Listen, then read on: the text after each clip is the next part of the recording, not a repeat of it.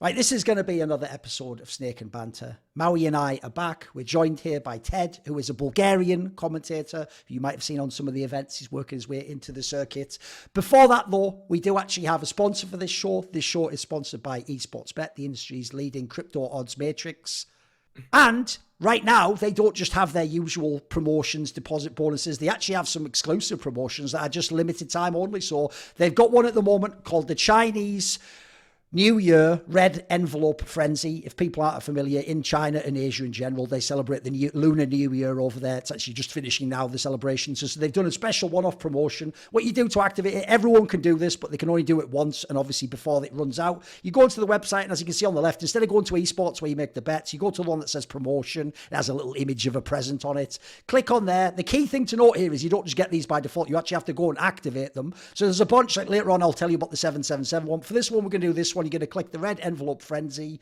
As you can see here, you make sure you've got the bonus applied. If you have any queries about the terms and conditions and what it does and all that, just click the contact customer support, which is this button here. They will make sure all gets set up. This is how it works. You can, if you deposit 100 USDT, you can receive an extra 100 USDT, 100,000 of the ESC, which is their esports coin, which you can also make bets and predictions with. If you get it to a certain level, you can actually convert it into other cryptocurrencies. Check out the website, all the customer support for more details there. And you also, even though this is a CSGO show, CS2 show, you do technically get, as part of this feature, one risk-free bet, which if you don't know how it works, like obviously if you lose the bet, you get the stake back. If you win it, you get whatever you get anyway. You get one risk-free bet actually on League of Legends. So I'm just saying this anyway. I know people probably don't care about League of Legends, but if you take the feature anyway, why not just use it on that? So you can go and for any tier 1 region in Spring. So it has to be LCS, LEC, LPL, LCK, or PCS Spring, which if people don't know is like the Taiwanese league or whatever it is, something like that. So I would, obviously you don't have to be a big league fan. If you are, by the way, you can just go check out the other competitive edge that Monty and me do where we talk about the League of Legends bets. So there's probably a good one there. If you do the risk-free one, that has to be your first one though. The rest of it just applies to everyone. As I say, anyone could do this. It's not a first-time deposit bonus. Anyone who's got an account can do it, but you can only do it once. So for a limited time only, check it out on the website. Right, so we always on this show have a tradition that the guest starts. So we start obviously in the good. We'll ground ourselves with what's positive about the world. Ted, what is your good point you are bringing? Okay, so for a good point, I was actually thinking about this a lot, but I think a good point to make is I was thinking about just saying that ENCE just having a couple good results is a good point, but I see the counter argument of a lot of people actually going in and saying they're going through a honeymoon. So I went with Glaive and kuben's compatibility, and by that I mean I feel like kuben as a coach, I'm going to start it off from there. I feel like he's extremely underrated as a coach. The fact that he gets replaced in Apex by Mifar. First of all, I have nothing against Mifar. I actually like him. I think he's a good anti-coach, especially for T-sides. kuben, though, is one of those coaches that is kind of like an old guard guy that has a pretty strict way of viewing the game for me, and has always had a really strict way of viewing the game and a certain way he wants to play. And I think in a lot of his teams after VP, because a lot of people I think have forgotten that he was a part of that original VP lineup for a couple of years, right? And he wasn't part of the major winning one, but he still won a couple tier 1 trophies and he played a major final, or well, coached the team that played a major final. I think on a lot of the teams that he was actually coaching, he had to play with, for example, Mad Lions, Envy. He had to play with younger IGLs that themselves wanted to have a pretty strict way of playing. And I feel like that's why he didn't have a lot of success. And he was still gaining some experience as an international one, or international coach, obviously. But I think a person like Glaive, who's worked his entire life, or basically like 80% of his life, he's worked with Sonic, who's another guy that has a pretty strict way of approaching the game. I think this is a good synergy. And I'm actually pleasantly surprised by the way that, you know, Glaive is finding a way to work his way around, like playing with so many poles on the same team, because again, he's a person that's played his entire life with Danes, and he comes in, he's going into an international roster initially, and now he's just playing with Polish people. And I feel like, obviously I can't know that because I'm not inside of the team, but some of the games I've seen, and I feel like the relationship between Glaive and kuben from the outside, to me, it looks really nice. And I feel like, yeah, I just think that both of them, I think Glaive has an experience of working with a coach that's pretty similar to kuben, in the way that he wants to, you know, have a set way to approach the game. And yeah, I mean, I think that's about it. I think they have a lot of potential to actually do something together. Now, I'm not sure if that's going to be necessarily with that 5-man lineup, although I am impressed by it. And I think the argument of Glaive just having a honeymoon performance period or whatever was a little bit odd to me, because like I looked at some of the games. I feel like the only crazy one he had was the ENCE against Astralis. Most of the other games, he was just doing all right when people were saying that he was actually going ham and doing something that's not usual for him. So yeah, I just think in general, kuben and Glaive look like a really good duo to me. Okay. Come on, Maui. I'm pretty interested by this ENCE. I'm not really gonna make any. The boldest claim I could make is that I actually think there's even despite their Katowice performance, I would probably pin the chance that they make it through RMRB to be at best like 65%. Like, I'm not gonna go over the moon and say that this team is a surefire lock for me. Especially, I know you just did the esports bet for them, but I think they're losing their first round matchup to Spirit. I think that a few of the teams that are even kind of like in the underdog category at this event are probably, they have the potential to upset them. So I think, like, if you want to just make the good point about Glaive and kuben, it's good to see that Glaive has some new legs underneath him, because what he was showing at the end of Astralis was pretty pathetic, actually. And what he was doing at the beginning with that ENCE roster, when it had Nerds, Diha, Modern, and syrsoN, like, they clearly had no faith in him, but they also they knew they were going to leave. So, like, it wasn't necessarily like Glaive was at fault there. And even Glaive, they've even talked about it. Like, when Glaive joined that ENCE roster, he was saying that he's trying to just learn what they were doing and try to fit them, as opposed to imposing his own ideas onto them, because they just had such a short turnover time between him joining the roster and then the subsequent tournaments that they had to play. So I'm not really I feel like with ENCE, like, I'm usually one to champion like strong performances with recency bias, but this is one time where I'm actually quite hesitant, because I feel like you cite the fact that, Glaive had the one strong performance by himself, but I mean, there were other moments where other individuals just seemed to, like, Hades looked better than he has for a long time. Also, when he was playing against, I think it was G2, and that's kind of like a weird pop off for him. I just feel like if they played back some of those series today, they definitely surprised a bunch of people that were coming into the tournament a little raw. And I think the thing is that one thing that ENCE had really up their sleeve for this tournament, for Katowice itself, is that they got to play against teams that there was a lot of footage on. They got to play against Vitality, who they 2-1, who just got through the Blast Spring groups. They got to play G2, who they beat. And once they played against G2, they were able to beat them too, who they were able to anti-strat because of the Blast Spring groups. But then once they played against Maus, they weren't able to beat them. And once they actually hit a playoff stage, it was a close game versus Falcons, but they fell just a little bit short. I feel like this is probably what happens when you get a lot of time as ENCE and you have good minds behind you, like Glaive, like kuben, that you can probably anti-strat pretty well. But if you have to actually play people in a more live environment, then I think some of the players are not necessarily of that world-class caliber. And I think that's probably what's gonna hinder them in the long run here, because I know, like, Diha was never really like the standout when it was on ENCE, even though he had all these flashes of brilliance. He never really was the consistent delivery. That he wasn't really always delivering. And then Hades too, I'd say, like, in big pressure games, sometimes he fell behind too. So I feel like that, and that's why they moved to syrsoN in the first place.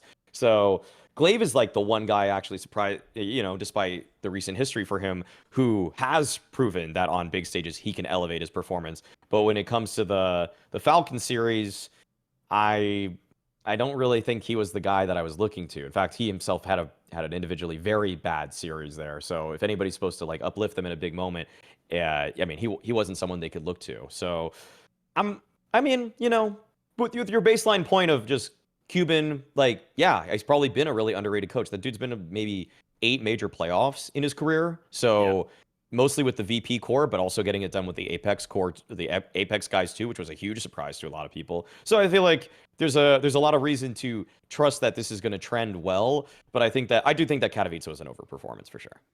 The problem I have is this, is like people do just take these terms and act like they just apply to everyone. Like when people say honeymoon period, it's like, it's not like if I just make a brand new Into the Breach roster, it's going to be in like the fucking semis of Katowice, boys. Like what are we talking about? Like that's beyond any honeymoon period. Like essentially what you might say is maybe the individual form, like maybe some of them overperform and they won't do it again. I think that's plausible. I will just say this, keep that same energy, everyone, when we talk about team spirit, shall we? Because I mean, you're all just telling me that like I can just take their ratings to the bank, and apparently like the joke is everyone's already taken Donk, fucking Shiro and Zontic. So by the way, one of those players is proven, and they've like essentially done that joke from years ago of like, oh, basically like since I already know I'm going to win, I've already taken a loan out on the money that I would win and I've invested it in Apple stock, and actually by the time I've won, I'm actually a millionaire now. Brilliant. Like it doesn't work that way. Like, you know, there are ups and downs and people have good performances, bad performances. So I would say yes, it looks quite obvious just from the eye test and the names in the team that the ENCE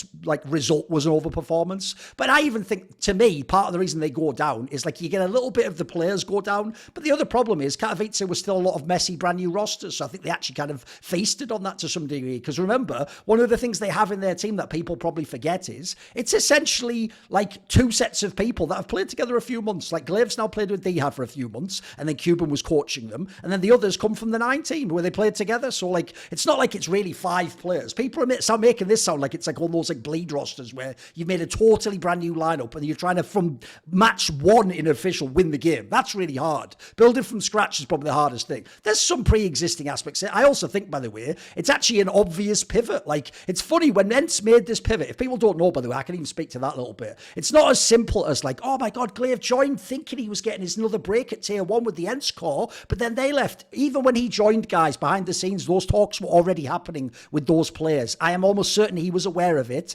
and it was even a case, by the way, that the reason I am almost certain he was aware of it is it was actually even plausible, at least from the ENCE side. I don't actually think it was from the player side. ENCE actually thought there was a world where they could keep some of those players, guys. Like whether it was all of them, whether it was one of them, there was a world, I think, where they thought they could actually match everyone, Snappy and the core, and keep them all and find a way. Because if you don't know, like the way it works in the smaller orgs typically is this. You don't actually have the money to pay those players now, but if someone comes with an offer and you can sort of go to a sponsor or an investor and go, hey, look, I have this team, I want to retain them, this is what the offer is, we need to match it. That's essentially like business people understand that. That's like a business plan. That's like, right, here's what I need the money for, here's what I'd use it for, and here's what the outcome would be. In this case, you'd probably say something like, if we keep the players, we make like, you know, we keep the RMR spot, which gets the major, it gets the sticker money, maybe keeps us the Katowice. That's basically the angle you'd use. You'd use sort of like the business angle. So it's plausible he could have kept the same squad. But then when he ended up with this team, I actually think it's one of the shrewdest min-max pivots I've ever seen. Because if you've got kuben, who is not only revered in the Polish scene, but knows all the players in the Polish scene, and you've already got Dika, who's basically the best Polish player, why wouldn't you pivot to get these Polish players? It's actually a very clever sort of like min-max move. Like, especially because, let's be real, you can also be cynical and say it's just a placeholder. Like, if you don't like how it works in 6 months or after the major, you just pivot and do another international roster. In which case, no harm, no foul. In the short term, this is a really fast way to get us up to speed. kuben's already working with these guys, he knows. Dihad knows some of them anyway. I do agree, though, if you go to the player side very quickly, the problem ENCE has is this. The reason they can never actually win a tournament is they don't have any star players, guys. Like, their star players are Dika, who, spoiler, like Maui suggested, right? Everyone in all his teams tells me that thing, and I'm getting really nervous about this concept from now on, which goes, you know, he actually chooses to be like a lesser role in Phil, so like he could be the main star though. It's like, brother, I've heard that about Valde, NBK, Megis, like that's for all of them. Everyone who used to be a star who now does that says I can always go back, but sometimes you can't. Maybe that was 4 years ago when you were like the stud, you know. So I actually think on their team, if Hades and Dika are your star players, you could be like the 11th best team in the world. You could maybe make a run and have like a quarterfinal, but you're not going to win a tournament. So with that said, I actually do think some of the people who are doing a lot are Glaive and kuben. Like, I think actually, if you look at kuben, crucially, I actually think another reason it's clever to bring the Poles in is he's going to suit their temperament. People have heard those stories I've told about the legendary Virtus Pro Tour. That was all the Polish teams. They were all brutal for like infighting, people talking shit like to each other in the game, people like doing stuff like that. Man, I've heard stories of like real fist fights, and then the same team plays the next match and wins the next match. Like that. This isn't like North America where people are like, hey, it's really hurting my feelings the way that you addressed me there inappropriately after we lost it. Like that's another world, mate. That may as well be like fucking sci-fi to these people. So kuben knows that world. I mean, if you've ever seen that infamous video that I actually put on the internet from like 2009, where in the game, in like a live semi-final on stage, they're all calling each other like fucking pigs and saying like, who threw that flash, like fuck you and stuff, like just all in Polish to each other. So they are wild. So first of all, I already expect to be good in that sense. Then secondly, I actually think people underestimated the ENCE lineup in this sense. People I noticed were saying they were all going to bomb on stage. It's like, why would they though? Like glaive's not going to bomb on stage.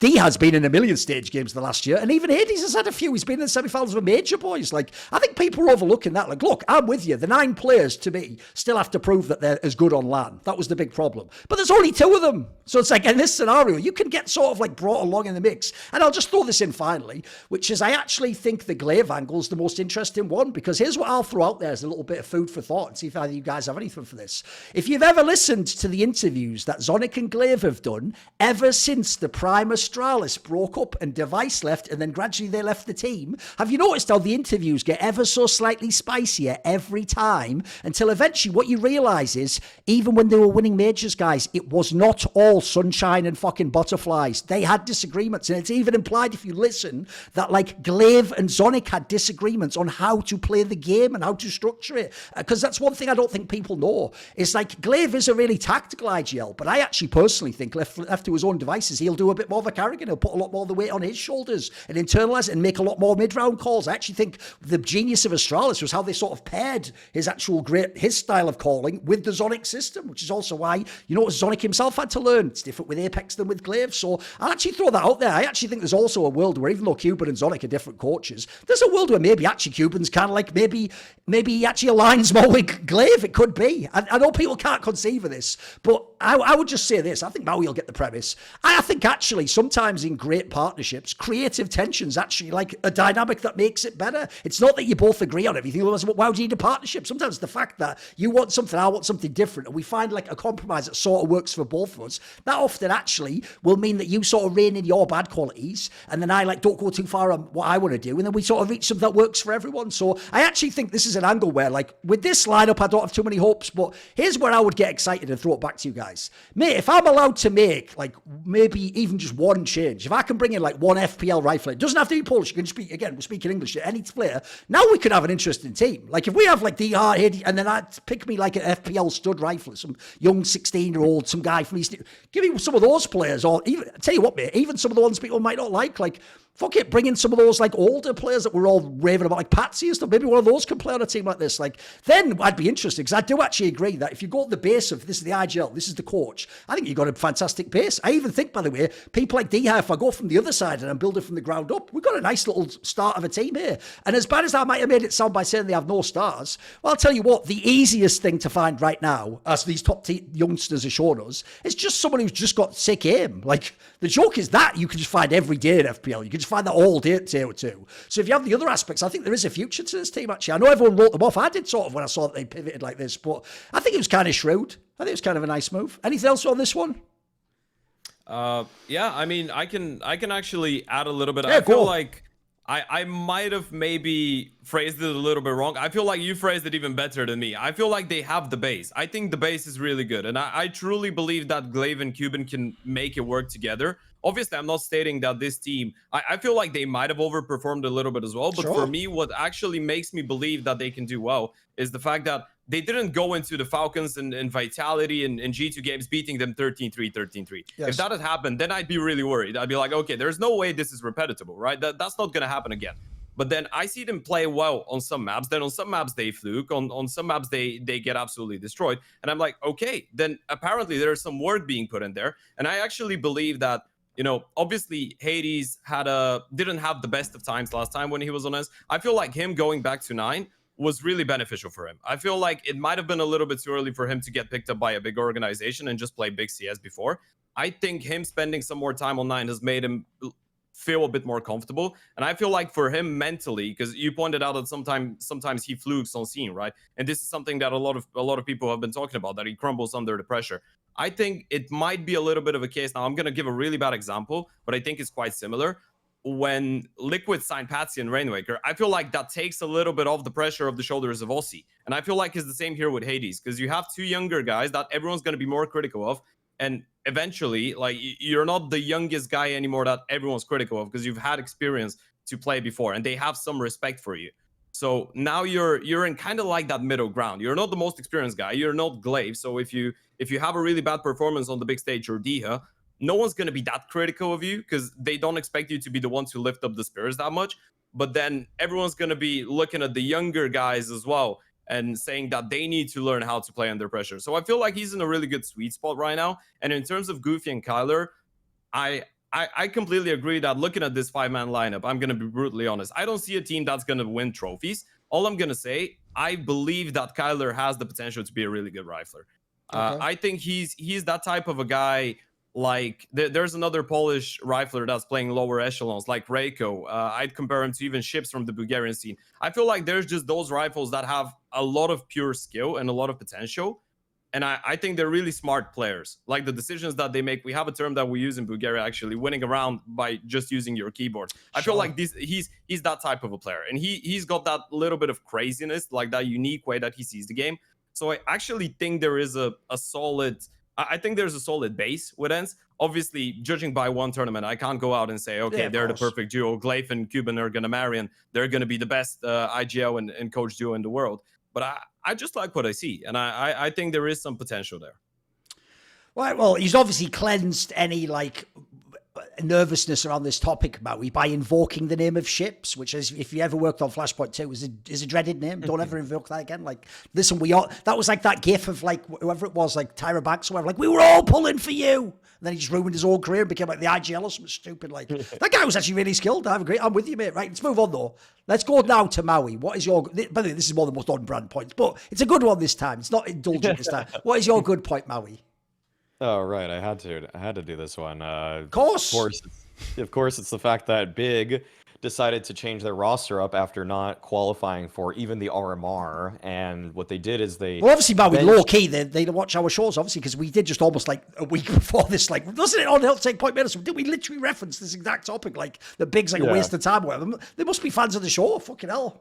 Yeah. Well, it's. I think the point then was something like along the lines of like Crimbo and Tabson were in big jail or something. Well, I think Big are making the moves now to make it seem like they're not just trying to keep their star players in jail. They're actually bringing back syrsoN. They're bringing JDC, who was obviously one of the founding members that had Maus on their rising trajectory when they had to like reshuffle their players and everything like that. And so they're replacing Montu and Sin. And I want to say first and foremost that JDC is a flat out upgrade for Sin. They play a lot of similar positions, and JDC, for all intents and purposes, just makes so many fewer errors than Sin. That's the main thing for me. Sin, there was every now and then you'd get these weird kind of pop-off times from Sin, but all in all, watching the qualifier games from Sin, watching the Blast games from Sin, just kind of watching this guy for the last handful of months with Big, you just see these head-scratching moments so frequently that really make me wonder, like, why did he leave his teammate? Why didn't he try to trade? Why is it like there were these things where it's just like the fundamentals just weren't,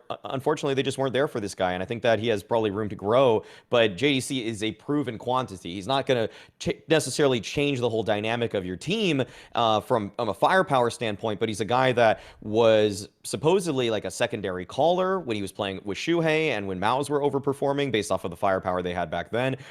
In terms of his stats, actually, once he started playing with syrsoN Nation, it seems like he started being a little bit more selfish, stopped thinking entirely about the team, and it's actually helped him out a lot in terms of his own confidence.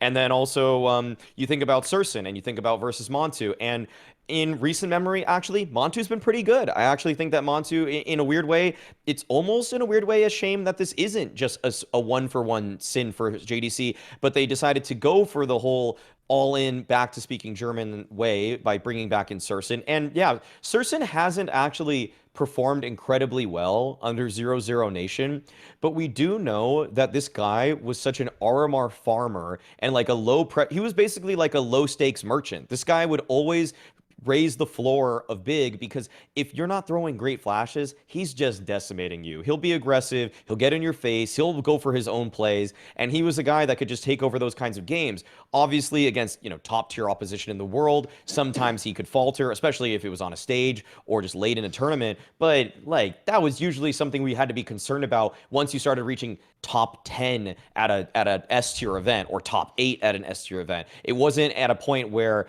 you're not even making it to the RMR. Like, he was the reason that him and Crimbo, I remember, for one of the RMRs, was the reason they beat FaZe. Like, they just ran, them two just like ran as a duo everywhere and just destroyed FaZe. And so, like, it's cool to see him back. If you're talking about like potential or whatever, like, is Montu getting better? Is syrsoN getting better? Well, syrsoN's only 1 year older than Montu, so it's not actually like you're substituting some like huge like up and coming rising talent Montu. It's like, no, he's been in this tier 1 scene as an opper for a while now, and so has syrsoN for that matter. And so if syrsoN can just kind of like raise himself back to the level that we know that he was able to reach on Big, well, I'm incredibly excited, because of course this brings Big back to a domestic and German identity, so that they're going to be able to speak in German again, as opposed to sacrificing their native language because Montu was on the team. And yeah, of course, again, Montu was good, but like, you're obviously losing a little bit in terms of communication and on-the-fly calling, which is now not going to be a problem, because JDC is German, syrsoN's German. Everyone now can speak in their native tongue, and you can just imagine that the communication is going to flow a lot more seamlessly. Come on, Ted, jump in. Basically, after anyone that talks, you give your thoughts if you want. Go on. All right. Well, first of all, I think it's a really good point, the language barrier there. I think it's always been a really awkward one for me why syrsoN left. I mean, initially when I saw the announcement, the first thing that came to mind was eternal issues, because I feel like he's without a doubt the best German opera maybe ever to play. And when you have him on offer, and if you don't hate each other in the guts with tabseN, it just makes sense for him to be a part of the team, right? Like Maui said, I don't think... I like Mantu. I think he was one of their best players in the last couple months. But I don't think the difference between syrsoN and Mantu's skill is that big to justify speaking in English. And yeah, in that manner, I feel like syrsoN is a good one. JDC for SYN, again, I might have a little bit of bias for SYN, actually, because I really like him. I think he's got a really good mindset as a young player. I feel like JDC's got one benching in advance for of SYN. I feel like him getting removed by Maus has actually helped him out to learn a lot of things that SYN is yet to learn, because he's a lot younger as well. And I feel like JDC going into the lineup might have a little bit less pressure than SYN had, because obviously you're getting promoted from the academy, but you got promoted. We all remember the chaos with Big, essentially. So you get promoted, you go back to the academy, you play with the main team again, you go back to the academy, you do that 10,000 times. So I feel like maybe subconsciously you could be a little bit afraid even that might happen again when you're going into the main team. And you feel like you're that prodigy of the organization, you need to do really well. But yeah, JDC, the last couple months on 00 Nation, I really liked him as well. I feel like, as Maui said, he just started playing for himself a little bit more, understanding that on 00 Nation, he kind of had to do that because he was a lot more skilled than some of the teams that he was playing against. One issue that I actually have, which I'm not going to say it's an issue with the transfer itself, because I overall think that this is a good move for Big. One issue that I have, I'm not necessarily sure if the problem with Big, at least the problem that I'm seeing in Big, is actually around pieces that are not involving the structure and the approach for the game. What I mean by that, I feel like Big is maybe the team that plays like the biggest by the book CS out there. They just make the most perfect decisions most of the time, if it's not just individual errors. Like on a team level, they react really strictly to some things, but I feel like sometimes that just makes it really easy for other teams to read, and I feel like sometimes it might feel a little bit stale and even a little bit boring to watch, because it's just like they make the perfect decision. So I think throwing in a couple maybe wild pieces, maybe if JDC and syrsoN, I actually think that's why syrsoN has such a good dynamic with this team, because he is a little bit wild every now and then, right? He can play that up in the face style of CS. I feel like that's actually good, because he's one of the few players that's going to feel comfortable actually maybe in a way neglecting the structure at sometimes and just going for a play that he feels like. So I think having a couple wilder players that have more confidence to go for plays like that is good for Big's playstyle, and I think he could switch it up in a nice way. Yeah, actually, this is something where I will probably do like my own video about this roster move. I actually think it's one that deserves it because I actually think this is one where I'll obviously tease the opinion here, but I'll go way more in depth there. I actually think I could talk a lot again and tie about like abstract ideas about roster composition. Because if people remember, it was actually me who made the video. I think I made it way back like 2015 or something ridiculous. I made a video a long, long time ago where I explained how I model CS. And spoiler, almost every one of your favorite pros uses this model now. They just don't know I invented it in the same way a fish doesn't know water exists. So when they all use that thing of like, he's the second start, and then they turn around to me and go, yeah, Maran, there's no rules and things like, why are you using my terminology then? But okay. So basically, if you look at my classic model of how you make a CS team, they've nailed it. This is literally paint by numbers. They have nailed every role. Think about this. So we have got the in-game leader, Tabsum. We already know he's good at that. He's done it for years now. It's not like he's still the protege of God B. He's really good at that. He's actually just a top IGL in his own rights. You notice when we talk about him going to other teams, I used to want him to go to FaZe as a rifler. I could go as the IGL now if he wants, if it was the Nico team. He could have just gone as IGL too. Like, I actually think if anything, he's just a good IGL that frags way more than he should. Like, his game now is comparable to like a Magisk or something. Like, he's just going to give you all this extra impact, whether it's purely on the scoreboard or not. So if you think about the framing, I've essentially got my IGL and I would say my third star in one player. I've got a very unique position here. Then on the outskirts of the team, I've got my obvious support players, JDC. It's basically what he's done. And what everyone says in Mouse is he's the guy who'll just fill any role. So perfect. He could be sort of the defensive, passive, supportive element. Process is obviously the entry fragger. We've got that one nailed immediately, and there's no pressure on him in this lineup at all, by the way. You can literally be the worst player as long as you literally just run in, tell us where they are, shoot them a bit, and make space for the next guy coming in, which would probably be Crimbo or in this case, depends on how syrsoN plays. That's it. You've done your job. And then the last two players are Crimbo and syrsoN. So I've got a star rifler and a star AWP. Man, this team's got it all. I can't believe it, but I was always of the opinion that actually staying German would be the thing that gate kept them. It would mean basically you could never get enough sort of firepower in.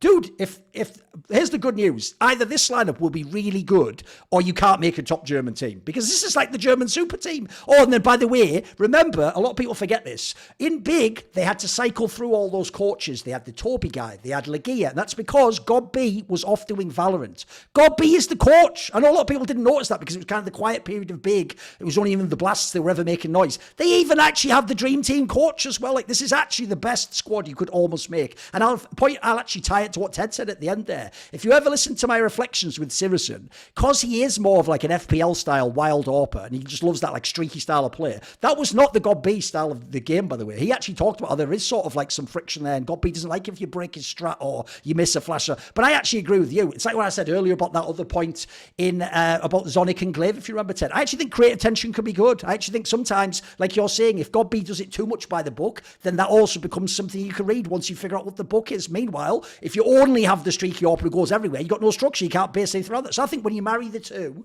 and they've done it in the past, I actually do think this could be really good. So actually, it's not just in general that these additions are good. I actually think this is a banger roster. Like, I think low-key, the obvious joke I'll make to end is why did you wait to Phil to make the RMR to do it? Because as Maui just said, brother, if there's anyone who isn't called like Simple and Ziwu, like the most guaranteed player to qualify you to a major is syrsoN, because one, he made his whole name as an onliner, and then two, when there's no stage pressure and he's at the RMR, he just farms. The reason he was always sick at Blast is it's just a studio, isn't it? Like, if he's just in a tournament area, that guy, by the way, was really, really good. I always said his problem was, a bit like Hades, actually, he hadn't made the jump up to the big stage games. And by the way, I don't blame them. They are playing the hardest role, in my opinion, to make the jump up to the stage game. Tier 1 fucking AWPer. Like, that's the one where when you miss, you don't go, oh, I did 99 damage in 3. No, you missed. You did 0 damage. That's how you look shit in Counter-Strike, by the way. Try going on stage with no experience and playing against fucking Ziwu and Simple, and then you get smashed and everyone goes, replace him immediately. They don't even give you a chance. Like that thing I said about Process, he could have a shit game for 50 games as long as this team wins. The AWPer will always be the one. It's like goalkeeper in football. You're to blame every time you lose, mate. You have to be perfect, basically. So yeah, I actually think this is a banger roster. Like, I'm not normally that big on the big rosters themselves, but I think they're sort of like, if you know the players, and especially if you know like some of the stuff I said behind the scenes, I think they've quietly put together a fantastic one. This is almost like what my guide would say as to how you could build a book with, in this case, with a budget, seemingly. You're talking like you had to break the bank to get these players. I think this is a banger. I think it's all around, it's just a fabulous move. 10 points. There you go. I was thinking if there was any way you could actually make a better German roster. I mean, is there? Who would you even put on it though? Who is there? Yeah, that's the thing. Like, you'd probably like the weakest position right now for this is Prosis, but like you said, he's just playing the entry roles and everything. So the only other players that I think you would maybe consider is like Keto potentially, or if you want to bring him back, yeah, or Favin, I guess. But like, I think Keto maybe makes a little more sense, but like it's like I'm kind of splitting hairs at that point. So I think that this is practically speaking the best 5-man lineup you could put together out of Germany right now, yes. which is fantastic. No, I just think it's a banger. Like I said, it's one of those rare times where I don't think they've got any disagreement. I think they killed it. And actually, by the way, being as I do like tactical CS, I'm going to be a fan of this team, I'm pretty sure. Like, I'm actually looking forward to watching this team play. Even if, by the way, they don't have to win the tournament, if they could just be a playoff team, I think they could be like a tactical German version of what Virtus Pro is with a bit less firepower. Like, basically, their style is what will define if certain teams can get through the bracket. Like, maybe I'll pick a random team. Maybe like a G2, maybe they run badly, because they classically used to often lose to this team. Maybe they run badly into a team like this if they play free-form CS, who knows? Right, we'll move on now. My good point, I've actually just realised this is also on brand, because like if this was a tweet, because people can't see me doing the shit-eating grin like, they all just assume every tweet I say is serious, I'm never joking, even though in real life the joke is like, I never stop joking, it's always a joke, isn't it? But lunatics on the internet, if I just put this as a tweet, they would be like, how could that be a good point? So the good point, this is literally all I wrote down, was karrigan crying after he lost.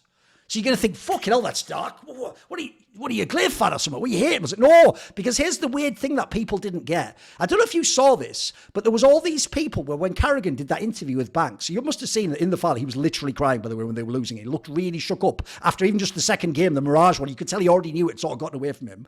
After the final, he was literally crying, and he was basically sort of distraught. He was sort of like, what could we have done, or what could we do? Or it should have been different. Now, the reason why I say that is really, really positive is you'll notice I hate people who have no ambition in life, where their whole thing's like, oh, like, mate, it's bad enough when people like dine out forever on one tournament, like winning the Boston Major. Bro, there are people in CS who dine out on a semi-final for like 4 years and keep talking about, remember that time we were in it? It's like, bro, if you're actually a great player, like making a semi-finals, like not even the top of the mountain. You know what I mean? You want to win the major. And then when you win the major, by the way, unlike that Boston Major one, you don't get to just go, well, I don't need to do anything else. I've won the major. Well, no, because then what I want to do if I'm a great player is look at like what we call 0-1-2 and Devices 1-4. And like, that's what you do. Debris 1-5. Like, if you're truly great, the actual way I think you view your career is this. You don't view it based on who is in the tournament today. You know that one day, this is what karrigan gets, by the way. karrigan knows one day, he didn't have time in CSGO because the game ended. He knows that he isn't actually competing against Chopper in these tournaments. He's competing against Glaive,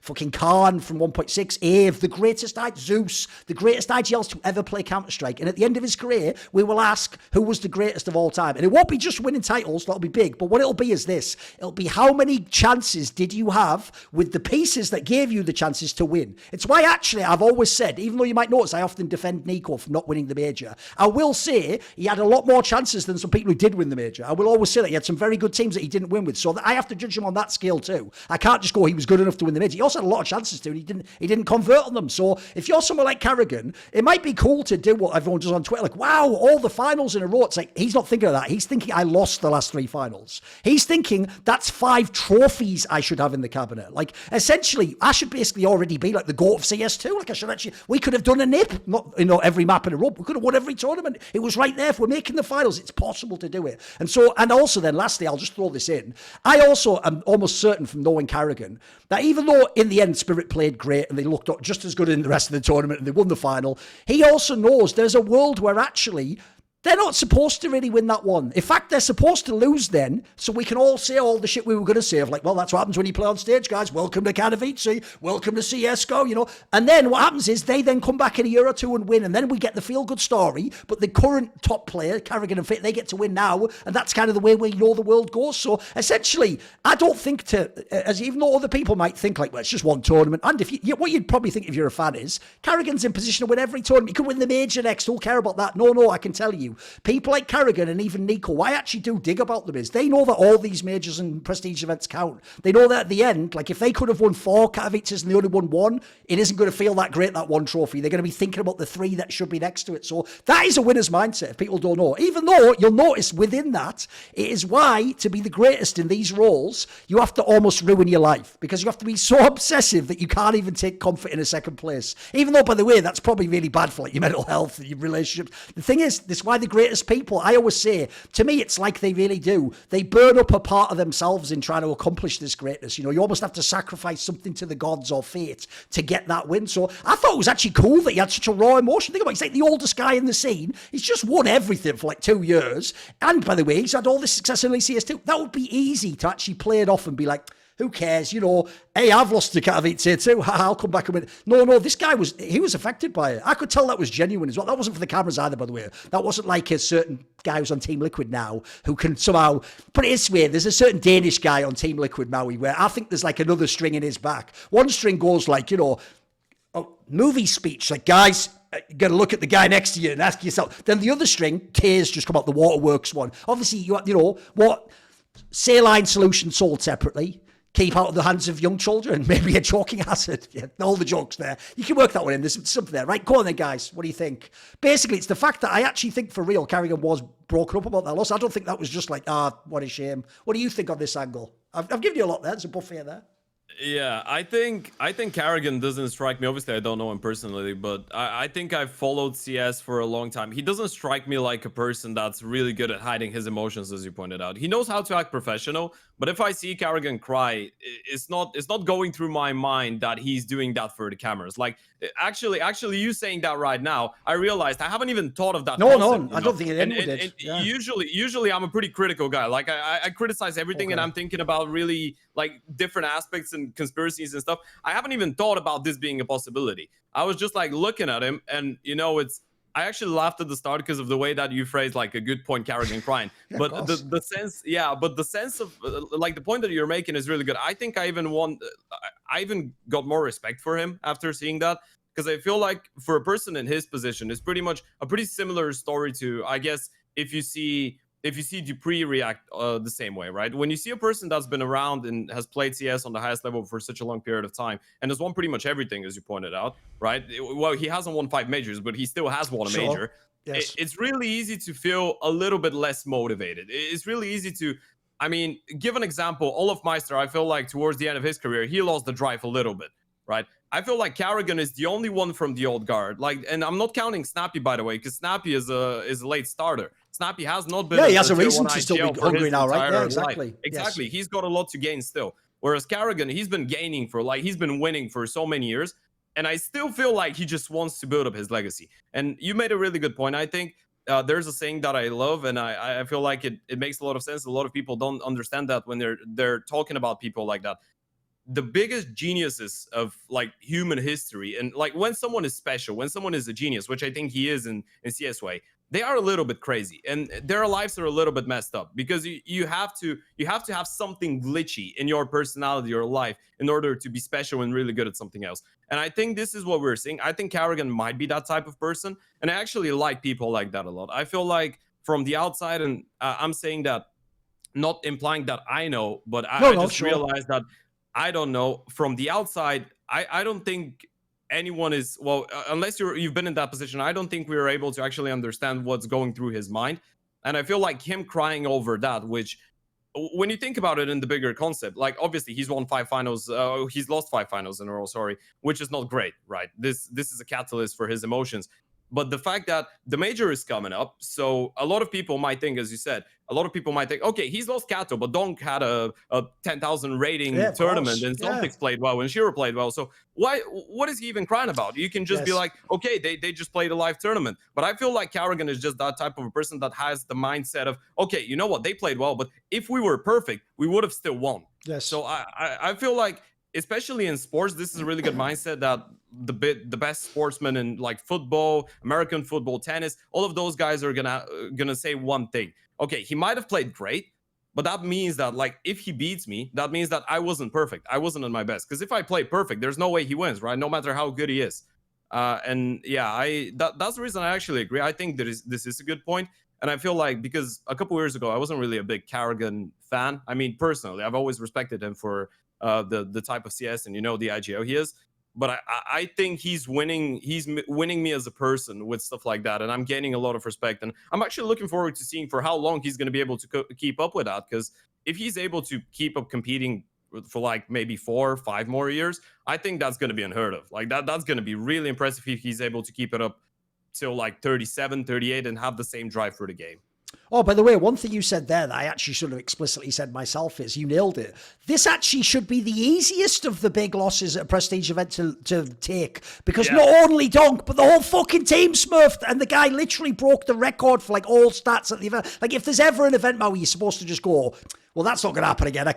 That's why actually, in a way, I think it shows is the ultimate winner. Like, guys, I agree with what Ted said. All IGLs do. This is actually why a lot of them stick with bad players, by the way. They always think there's a solution to the problem. They view everything as like, right, it's a, what are the ways I could have won the games? I agree. I think even with Donk doing that, he still thought he could win the series somehow. Come on, Maui, what's your angle on all this? It reminds me a lot of actually karrigan's exit in Katowice in the previous year. In 2023, he lost to Liquid in the group stage in the third map decider versus, to see if who would make it to the quarterfinals. And when he's lost that, I remember in the post game that karrigan reminded everyone just kind of like, he doesn't know how many he's got left in him. Because by the way, reminder, like karrigan, I think karrigan is the oldest player in the top 30 right now. He's 33 years old. I don't think there's anybody else that's even older than him. So you only have he probably, because he's pushing the limit of longevity in this space, he's the one that is basically like, he has to be the trailblazer, and he knows that like the finitude of his career is very real. Like he's probably, like you're saying, with like, well, as we know, kind of as your priorities shift as you get older and older in this space, you're going to have less time to dedicate towards this. And he probably thought with this roster, I mean, on paper, this roster is disgusting. Like this FaZe roster is amazing. I mean, they literally are the #1 ranked team right now. And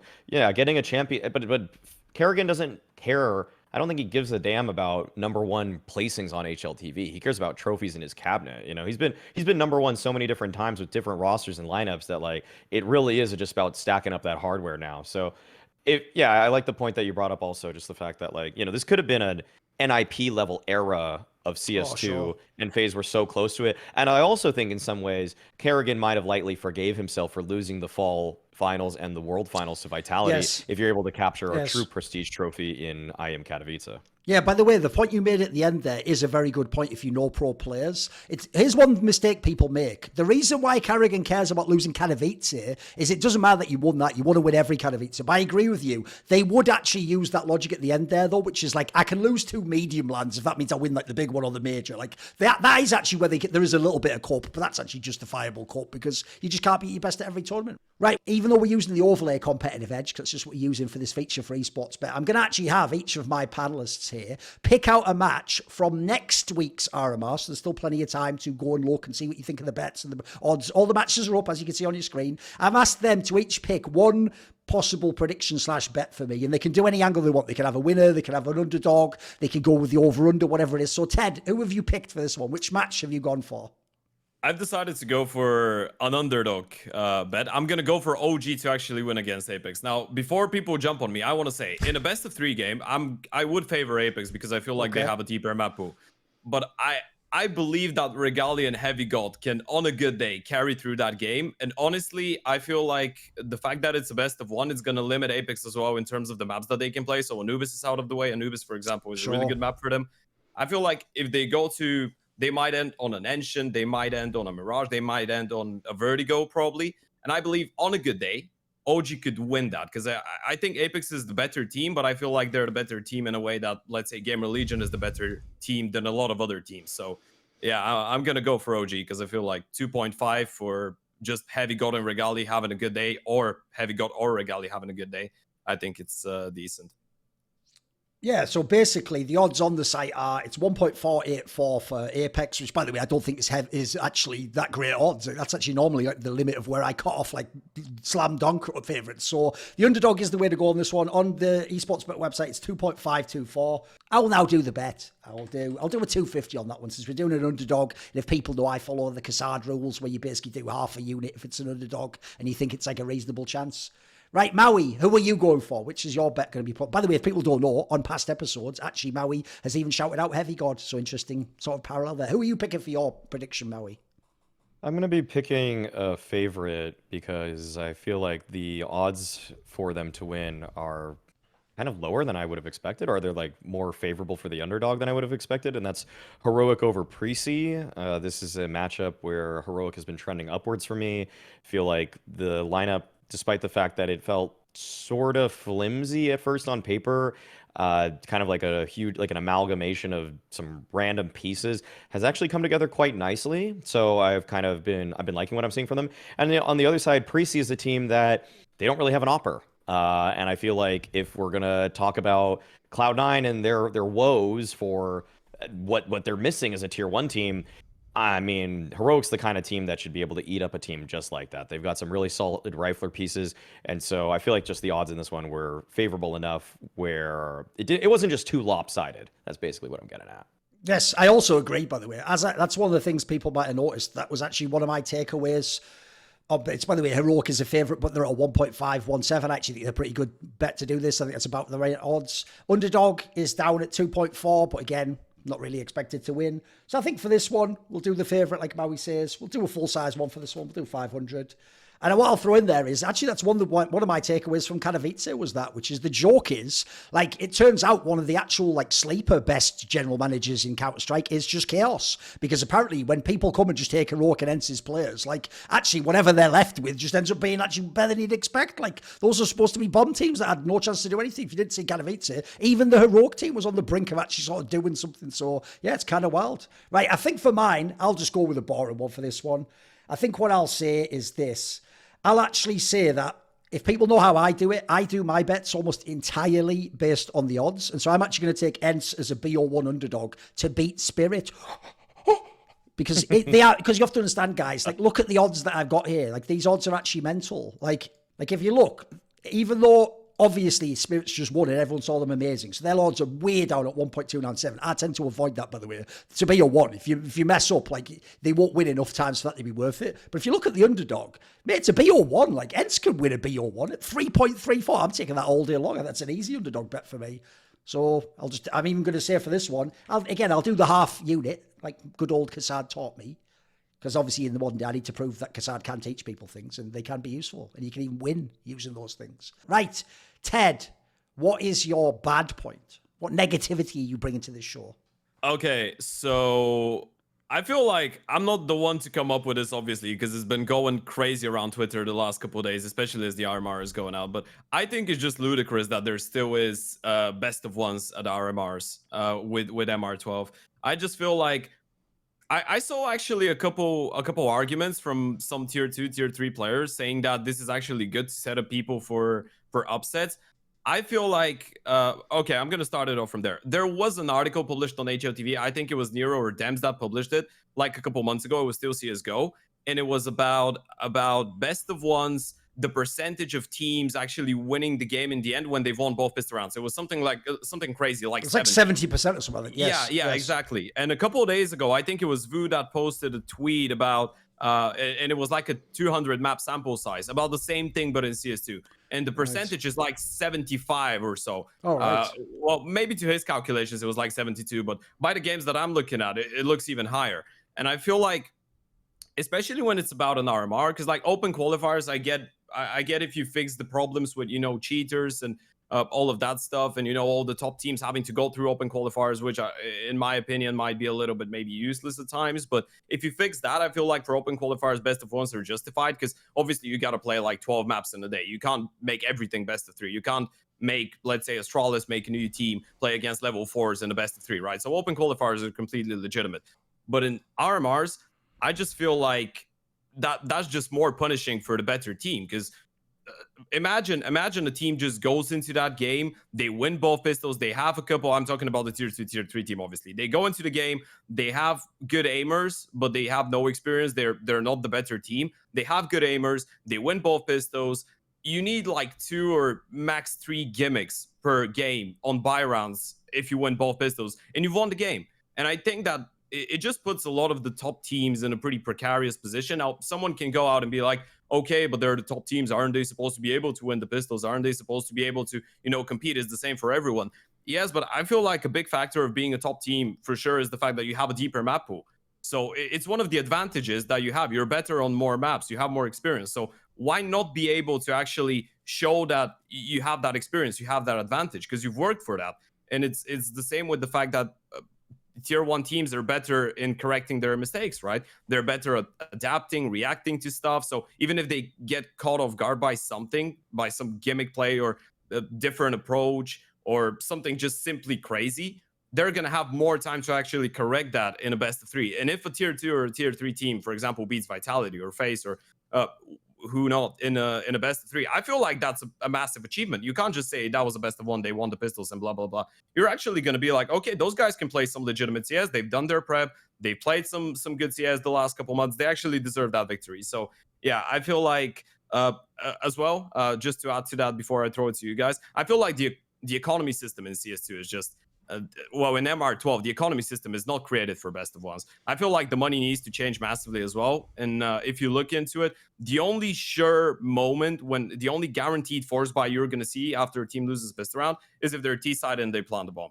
Most of the time, if that doesn't happen, they eco. And people are so afraid. Like, you play an Inferno game, obviously that has a lot to do with the map, and it was pretty much the same towards the end of CSGO, but people just save all the time, especially in best of 1s, even on other maps. People are calling so many saves because they're afraid, because they have no margin for error, which I feel like might not be the best thing when you're competing for a spot at the major. Might be all right in open qualifiers, but once you get to the RMR itself, I feel like you should give people the chance to actually show what they've prepared and not just make them play a couple best of 1s, especially when the first 2 games are played on day 1. You might have a bad day, you lose 2 maps, and then on the other day you're playing an elimination game, which I think it might be actually bad for us as people that are looking at the game and trying to enjoy the game, because some better teams might get eliminated early on because they were slow starters. The main point that you already nailed is like, yeah, the reason BO1s are not great is that better teams generally have 5 map pools deep, like a 5 map pool at least. And so forcing them onto BO1s, it's almost like the teams that are more one tricks can get away with that, and they can scrounge together a couple of victories. I'm not really, it's kind of weird because actually my stance on this before, at least at the last major, was kind of just that I just think that everything should be a BO3 once it hits the legend stage. I actually think it's kind of, we're in a weird position right now where it actually is for many people, it actually is more meaningful for what the results of the RMR are than the actual results of the major, because once you get sticker money, well, that's basically that's like the lion's share of the amount of money you're going to make anyways. Yeah, and so it's life-changing. Yeah, so I don't really think that but like the thing is, you kind of like, this take can be like constantly scaled to infinity, because you could just say like, oh, well, like then astrology, like the thing is that basically the big problem with this whole thing is that the thing is that these like tier 2 teams, their floor has risen so drastically, and there really hasn't been anything in terms of the tier 1 top teams that has risen them so far above these tier 2 teams that they can safely win a map against a tier 2 team. Like, if the tier 2 team plays random enough, they can always find some way to scrounge together a couple of rounds and a half. Like, some of the ways some of these teams are winning, just like having 5 rounds on the T side of overpass, is literally you win the pistol, the CT's force, you win the conversion, now they have to save, you have 3 rounds, and then you win a random site, like a B hit, like a B rush, and then they have to eco again, you get 5 rounds. Like, that's oftentimes how I see a 5-round T side half for overpass. And frankly, that's not like how I would imagine in an MR15 game. Like, that's not good enough. Like, you can't just win 5 rounds and that would be satisfactory, because now you can go into your CT side half and you're probably just going to win at that point because it's the most CT sided map in the game. But that being said, I don't think that this can just keep getting scaled to infinity unless like we have more and more resources, because I think that's like the root of this problem. The reason they run BO1s isn't really anything other than a cost-saving measure. It's just that now you can save on one whole day of production, one whole day of paying talent, one whole day of housing all these players, one whole day of like hotel rooms, etc. You know, so it's just like, if money weren't an issue, I wouldn't imagine there would really be BO1s in any sort of circumstance once you hit LAN level play. I just don't think it really has a room for like that's just not really how this competition works, unless like because yeah, it just doesn't really make sense because it takes away such a huge advantage for the teams that are more well practiced. What's great about this topic is it actually combines a Venn diagram of everything I hate in Counter-Strike. So you have BO1s and MR12 and this fucking economy, and then fans who think that they can use reductive thinking and solve the problem, and there's not even a discussion to be had. So it's just like for example, if someone says BO1s, they'll do what Lurpus did years ago. They'll go and do a HLTV article. This happened, I think you did it on Twitter maybe, and what they'll do is they'll just look at like a sample size of like 400 tier 1 BO1s, and they'll go, no, actually you'll see that teams tend to win, the favourite wins the BO1 on almost the same percentage as a BO3. And it's like, yeah, but you've just taken like all of tier 1 Counter-Strike. So what you're telling me there is like that when like the 78th best team plays that game, they lose. But I don't care about that level of CS. In fact, that's a key point I'm going to make here. I only care, in this case, about the major level of CS. So basically, here's the teams I care about. The teams that are good enough to make the major or borderline. The ones that could contest them to make the major. This system is designed as if it was like that fucking 80s movie, The Wiz, and it's just like everyone in the world is allowed to qualify to the major, and whoever gets there must be the dopest player right now, and some donk shit, like there's a million donks, and then whoever makes it brilliant, and then they'll get to win. And if anything, this is what people tried to make it like, that by making it so it's a sturdy system, so, you know, G2 makes it, that I'm like gatekeeping the talent out the team. No, what we've done instead is we have randomized the system as much as possible for reasons like Maui says, like to save time, to make it so that you don't have to put extra costs in, to make it so that like you don't have to have extra days and extra cameramen and extra streams. It's basically just a cynical cost saving measure. By the way, if this actually was a game where that made money and it was about having an excellent tournament, you'd almost certainly, there wouldn't even be discussion. You'd have had it best of 3 years ago. You probably wouldn't even have this Swiss system with randomized seeding. You'd have some sort of circuit that seeded properly, and you'd offset all these little problems that we all hate when you've seen a million tournaments and you know kind of like, fuck, that team that made it through there, yeah, well, good on them for winning this BO1, but they're never doing anything at this major. That's the biggest problem, isn't it? Like, it's like when that team, the old Gamer Legion, not the one that made it, when the old Gamer Legion team knocked G2 out of that RMR for IEM Rio, well, do you remember them doing anything at the major? Of course they fucking didn't. Meanwhile, that G2 team, if they'd have turned up on a different day, a different month, they could have won the fucking thing. So that's why, if you don't know why all analysts hate the format, we don't hate teams that do upsets. They win in the server. They prove they should win. We hate that the format allows them to win, as these guys just explained, with it not as difficult. Like, here's the thing. I'll never say you have the advantage as the underdog. Obviously, you're still the underdog. But like, one of the problems I have goes like this. As soon as it's BO1, you immediately have a much higher chance of winning because, one, you only have to win one map instead of 2 out of 3. And then secondly, there's a flaw that people have with BO1. I've made this point a million times and nobody seems to get it. A BO1 is not the same as game 1 of a best of 3 entirely because of the veto. Why do you think we obsess about the veto, guys? It's such a big part of the game. The problem with a veto in a BO1 is it actually removes most of the edge of the favourite team. So even as Ted says, the favourite team has a bigger map pool, they're better on the maps, they're good on land. Yeah, but here's the problem. Let's say I get lucky. Look, there has to be an element of luck involved for the underdog. But if I get lucky, even if you're the best team in the world on like 2 of the maps, in the BO1 I veto them, mate. As long as they're in my veto part of the pool, you ain't playing the maps that you're actually world class on. Suddenly, we all know back in the day, you're playing Dust 2, Mirage, you're playing the maps that people get upset on. These are the maps that everyone plays in FPL. They play in the pogs because they're upset heavy. They're individually focused maps. So first of all, the veto will always mean you sort of like, to some degree, neutralize the big edge that you have from being the better team. Then for BO1s, like for me, it's exacerbated by MR12. It's making the games just over way faster. And then for MR12, it's the same thing again. If your brain goes, it's just 3 less rounds, we're saving time. As Ted pointed out, the economy isn't uniform in each round of Counter-Strike. So actually, you aren't just taking 3 rounds off. I made this point to Maui when everyone said they wanted MR12 to fix the games being too long. I said the real reason why you don't want MR12 is if you look which rounds you're taking out, they're actually sort of like the main good rounds that you wanted to watch in the game. That's why when Maui described how you could win a game, notice essentially he just pointed out you're winning all these rounds that aren't really. Like, we think of Counter-Strike as both teams have the guns and the economy. Now what will they do on this game?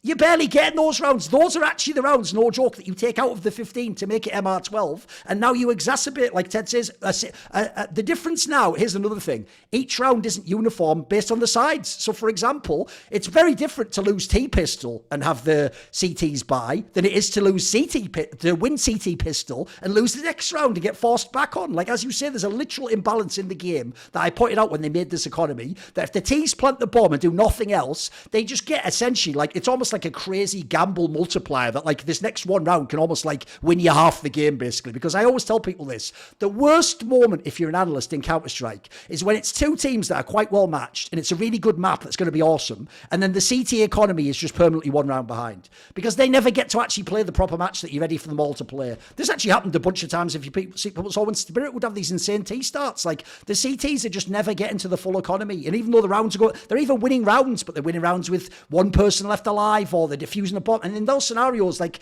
you never actually get to what we want from Counter-Strike, like the really cool part of the game. And then the last thing I'll say is this, which is I also think this is where beggars can't be choosers. Like, if I'm being pragmatic, Maui's right. Like, at this current point in time, when I know how much they lose to run events like these and how expensive it is and how I'm not, as a fan, and no other fan is contributing any money whatsoever, I can't really just say, just do all these things so I feel slightly better. But in an ideal world, Maui, 100% we wouldn't do it like this. I can tell you why. Because if anyone's ever watched the International in Dota 2, which is my favourite tournament of all time, even though it's not in CS or 2 or Quake or whatever, the reason why it's my favourite tournament is it has an insane group stage. If you don't know, in the group stage, they will just play like BO2s or BO3s. You get to play like 4 or 5 of these motherfuckers before you're either eliminated. They usually only eliminate, by the way, one team a group, and then the rest go into like a bracket, and that's almost like a seeded thing. Now, how they do that, because are you ready what's going to blow your mind? How could, guys, 20 teams play 4 best of 2s each over 2 days? Because they don't run it like ours where you sit and it's like you're being programmed and you're supposed to watch this match after this match. They run a bunch of streams. They have all sorts of, like, all these matches run concurrently. And then essentially you, the fan, just choose the one that you want to watch. Now, again, you might see that for a TO. Maybe they don't want to do that in CS because their logic would be like, well, why am I showing games that expressly some people can't watch? It's almost like I'm like cutting my viewership apart and I'm making like one stream not have the crazy high peak. So there's all these other political reasons that sadly hold us back. So I actually think this is one where if everyone actually sat down and didn't just reductively think things like MR12 is just MR15 with 3 less rounds, or if you, like you say, if you're the better team, win the BO1. There's the last thing I'll say. That one might be my biggest trigger, is when they say, but if you were actually better, you'd have won, right? The reason that doesn't make any sense is, first of all, it's not how rankings work. Like, everyone surely understands that there's like a team that's top 3 right now, that if I get to pick the right team that's like 12 to 15, they can lose to them. But they are much better against the field. That's what your ranking's based off. And the team 15th or whatever is not actually a top 10 team. It's just in that particular case, maybe you have the map pool, maybe they have a player strength, maybe they even fucking know the people on that team, whatever it might be. So the other thing I'll also throw out there is, the reason why I don't like this like way more reductive BO1 MR12 like sort of like win now or die is it also, in my opinion, massively skews who succeeds. Because like, I'll give you an obvious example. What if I'm the team that are specialists on, are you ready? Ancient, Anubis and Vertigo. Well, good luck, you can't veto me out. But I'll tell you what, you feel like a dickhead if you're the guy who plays Nuke, Inferno, fucking Mirage, don't you? Because you're going to definitely get upset. Everyone plays those maps, and that's what's going to be in the middle of the veto. So now, just what maps we play outside of the RMR is potentially deciding who's going to go through. Because this format, like I say, if you can get the right guy on a BO1 Mirage, everyone's seen a million upsets on that. Like, it's like the upset map, isn't it? So I think people don't realise this isn't like a minor issue. And notice the problem here is each one of those was a problem and they all stacked. They all stacked on top of each other, which is why, unfortunately, I absolutely expect these RMRs forever. While they use this system of BO1, MR12, and randomized Swiss, it's going to be a nightmare. You are definitely always going to have a top team or two doesn't make it, and you're going to have some complete randoms that do. And as I say, sadly, it's real life, not a movie. They won't go on and do something awesome in the next round. They'll just get banged out 0-3 themselves, and they'll fuck off. Meanwhile, we won't see G2 or whoever it might be in this. Well, the joke, I'd say NiP, but who the fuck does want to watch them? I don't even know if they want to watch themselves. Right. There we go. Anything else on that one? Are we moving on? I think that was pretty exhaustive. Yeah. Yeah, right, Maui, come on then. Yeah. What is your bad? Yeah, my bad is just that this, like, basically the conversation around Cloud9 has been pretty stale at this point. The fact that they just don't have an opper. But there was some little signs where it was like, okay, you know what? They can actually maybe sometimes punch up because the rifle core can just be so strong that they can overcome the deficiencies they have. And I just feel like at this point, they're just predictably bad. It's not even like there's a question mark with this team. Like, will they figure it out? I would say that the answer now is just unequivocally no. They are not figuring it out. And when I say that more because of when I watch their actual play What are the style. fatal flaws? What's the thing that they can't overcome, do you think? Well, it's that they just can't get easy kills on CT side because they don't have that strong op presence. And so what they always have to do on their CT sides now is they always have to just throw themselves at situations and problems, and they always have to basically just like pray that their opening player is going to either one find them some space on the CT side, or it's going to net them an opening kill. And it just kind of unfortunately is it just makes it's just your like it's like Sisyphus, you know, you're just like consistently pushing this boulder up. Like you're doing so much work to come up with these innovative like rifle setup plays, but like it's so rarely even working. Like if you look at like Katowice CT side, they were in the bottom half of opening kills on CT side, even though they actually had a decent CT side overall at the event. Their opening kills was in the bottom 50%. Yet they were like one of the better CT side teams. So it's like once they find those kills, that's great. They can do a lot with it. But then on top of it, actually, one thing that's very concerning is like that's their CT side woes. Their T side woes is just they have no op presence that's going to stop an opper from re-peaking them. Like an opper is so frequently just ready to go. If an opper knows they're against Cloud9, then they're just going to have field days. Like Torzi is putting up like good numbers against them consistently. Montu put up really good numbers against them when they played at the Blast Premier Spring Finals. It's just like when you watch Cloud9 play, it's just like Waro had a 1.4 rating against Cloud9 when they played each other, and that's what eliminated Cloud9 from the tournament. It's so obvious and predictable that these guys just feel like there's no one that's even going to remotely test them, and so these operas just consistently are just feasting upon them. So I'm just getting really, really frustrated with Cloud9 because there's like going into the major, like it's like one of the few teams where I feel like, yeah, I think they could make it through the RMR, but like they're just so dead in the water. And like we unfortunately, like it's the first team that I'm kind of just marking off completely, as there is practically speaking no upward mobility for them. Like at least with other teams, like kind of there's always a little like what if question, or how do you fix things, or ooh, could this player level up his game a little bit? It's like there's just frankly no solution right now for Cloud9. Even if Axile rolls it back, even if Electronic has a field day, even if they make really good mid-round calls because Boomich is a better IGL than Nafany was, like it's still just the same story over and over again. They're going to have trouble against these very specific problems, and until they actually have an opera that's committed to the cause, or they just sign one, well, I know what their ceiling is. Yeah. I think I actually agree with everything that you said there. I feel like on this level of CS, first of all, I want to say the reason I'm actually a little bit sad about Cloud9 is that I think they have some of the best pieces that they can wish for. Like, for example, I think even without an Oper, first of all, the update with the lower peakers advantage screwed them over massively, because that was one of the few things that they had going on for them on T sides when Opers were trying to re-peak into them. So I completely agree with that. And I want to go back to the point that you made about Torji and Waro and people like that's performance. I feel like those are the people that on face it are just going to farm in. Those are the people that initially in their career had a tough time actually learning to be patient. But then you're playing against a team that doesn't have an Oper, and you feel like you can just have a field day, essentially, as you said, because you're just running against the risk of an AK holding you and just instantly headshotting you and being quicker than you are going to be on the AVP, which creates a lot more possibilities. One thing that I'm kind of sad about is the fact that I feel like, first of all, Boomich, I love as an IGL, and I think he can navigate a really well playing team. And I think if you can pretty much IGL when simple is your Oper and be really successful and handle him and give him the freedom, but make sure that, you know, he's still playing under the structure, then I feel like you can work with pretty much every single Oper out there. Even if, you know, I know the reputation might not be the greatest, but even someone like Dexter, who's extremely skilled and hasn't been around for a long time, I think Boomich is an IGL that can make him feel comfortable and make him respect what he wants to go for. Second of all, I think I actually liked watching Electronic the last couple times. I feel like obviously that was a big mismatch for him to try an IGL. I think he just started wasting a little bit of his skill and what he can contribute to a team and how he can do it with a rifle. I think rotation wise, he's really good. So as a second voice to the team, I feel like is great. And then obviously you have Perfecto, who's really solid. Now, I know the take for most people is that, you know, you remove Hobbit and you get an Oper, right? Ideally, it would be Monacy, but he's not for sale apparently. I'm not gonna go down that path because yeah, it's I think you've guys even given your opinion on this one already.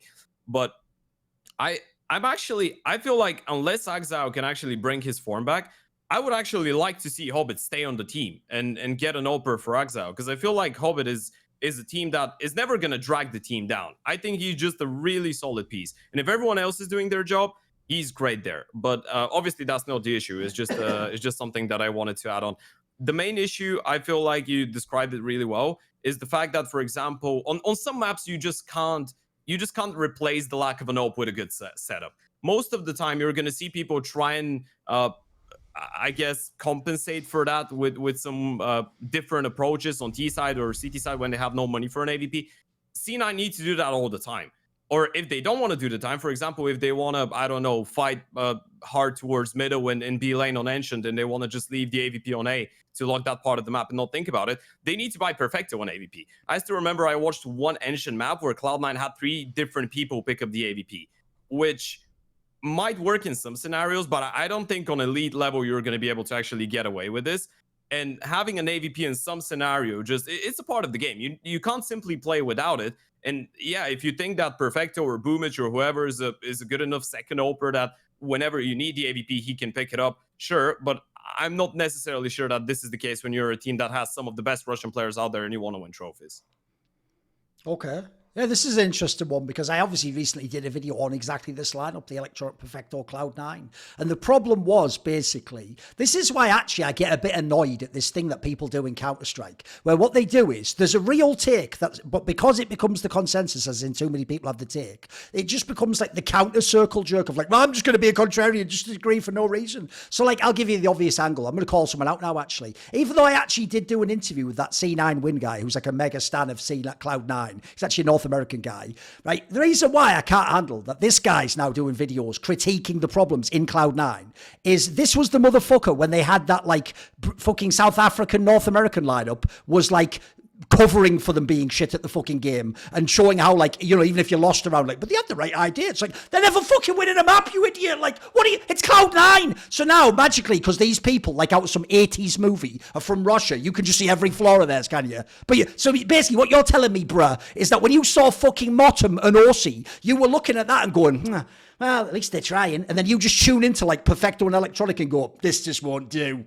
Do one. And then you know what the reason why I'm calling him out is not only is there that like vibe check that doesn't check out, by the way, but this is mental. Apparently his whole shit is like, stop this lazy take of like they need an AWPer. There's all these fundamental problems. You dumb motherfucker. Those fundamental problems go away if you have an AWPer. The reason you need an AWPer on this team is actually more subtle. Here's what you should have done if you wanted a contrarian take. You take a more nuanced approach on the consensus. So since the consensus can look reductive, it's like, well, look, there's no AWPer on paper, so you can't win because you need an AWPer in Counter-Strike. That's not what we're saying. Like, one thing when you guys were talking there that I was thinking of that no one ever verbalizes is, bro, how did you even manage to make a team that is only riflers? Normally, like, think about Team Liquid or old TSM. The joke is normally there's some fucker sort of wants to AWP on CT side of one map, and you can do it by committee. Like, maybe it's NAF, maybe on a different map it actually twists, or if people know in Navi, Bit used to sometimes AWP. Like, normally in most teams, there's actually some fucker where the joke is we're convincing star riflers not to AWP. Like, please don't do it, Nico. Stay on the fucking rifle. This is one of the only teams I've ever seen with really good riflers,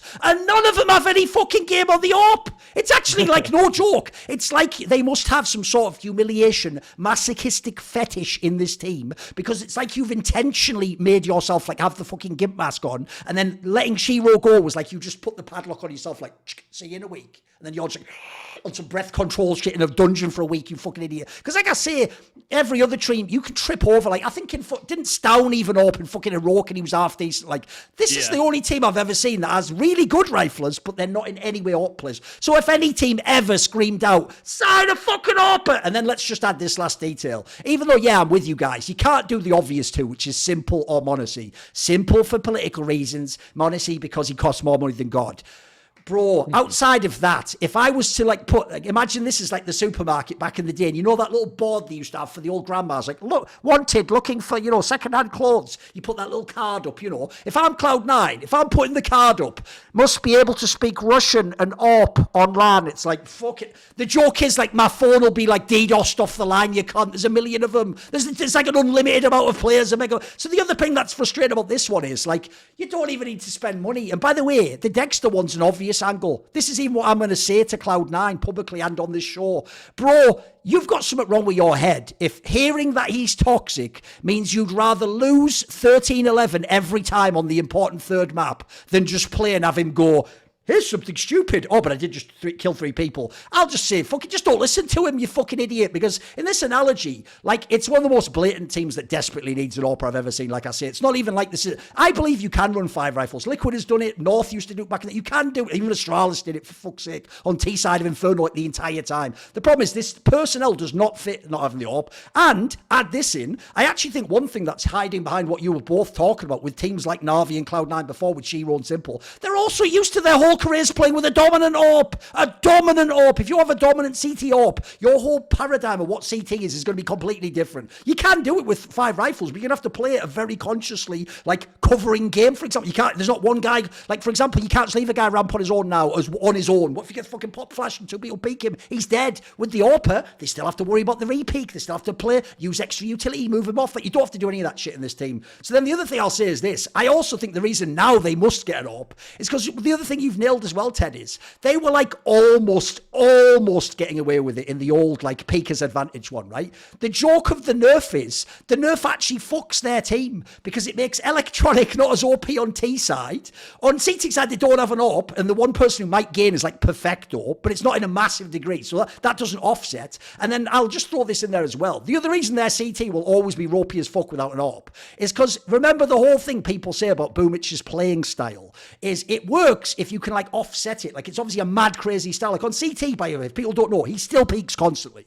Like he still takes the first fight all the fucking time on CT. That is terrible if you don't have an AWPer sitting back on somewhere on the map who can, because remember the other thing about an AWPer is that can even up a man disadvantage. You can lose Boomich early in the round and then your AWPer on Inferno whatever still kills 2 people coming in the site. The rifle guy has so much more work to do in that scenario. So I actually think it, even though I'm coming back to the original what might seem reductive point, they really just need an AWPer. Like they, in fact, not need, they must have an AWPer. Because the saddest thing is, I would even say this to them. Like I say, if you look at Katowice, if you look at the last few tournaments, for a team without an AWPer, they're actually getting pretty close to getting some really big wins. In fact, they rarely get beaten by bad teams, if you notice. It's only the odd time. So if anything, I wouldn't use that as like a way to defend it, though. I would say, guys, you're that close. Literally, if you can keep all of that, like basically Ted nailed it. There's only one question you have. Is it Axile or is it fucking Hobbit? That's it. Yeah. The rest of them are all awesome. The joke is I'd even keep Boomich. I actually think Boomich, even if it's just taking IGL from Electro, it's worked. It's actually working. Look, he doesn't frag, but the joke is neither does Axile right now. So yeah, you pick which one it is. But the other thing is as well, I'll even say this, even though I personally might, I'll probably stick with Axile. I hope he gets it together. I will say, this is the mistake Axile made.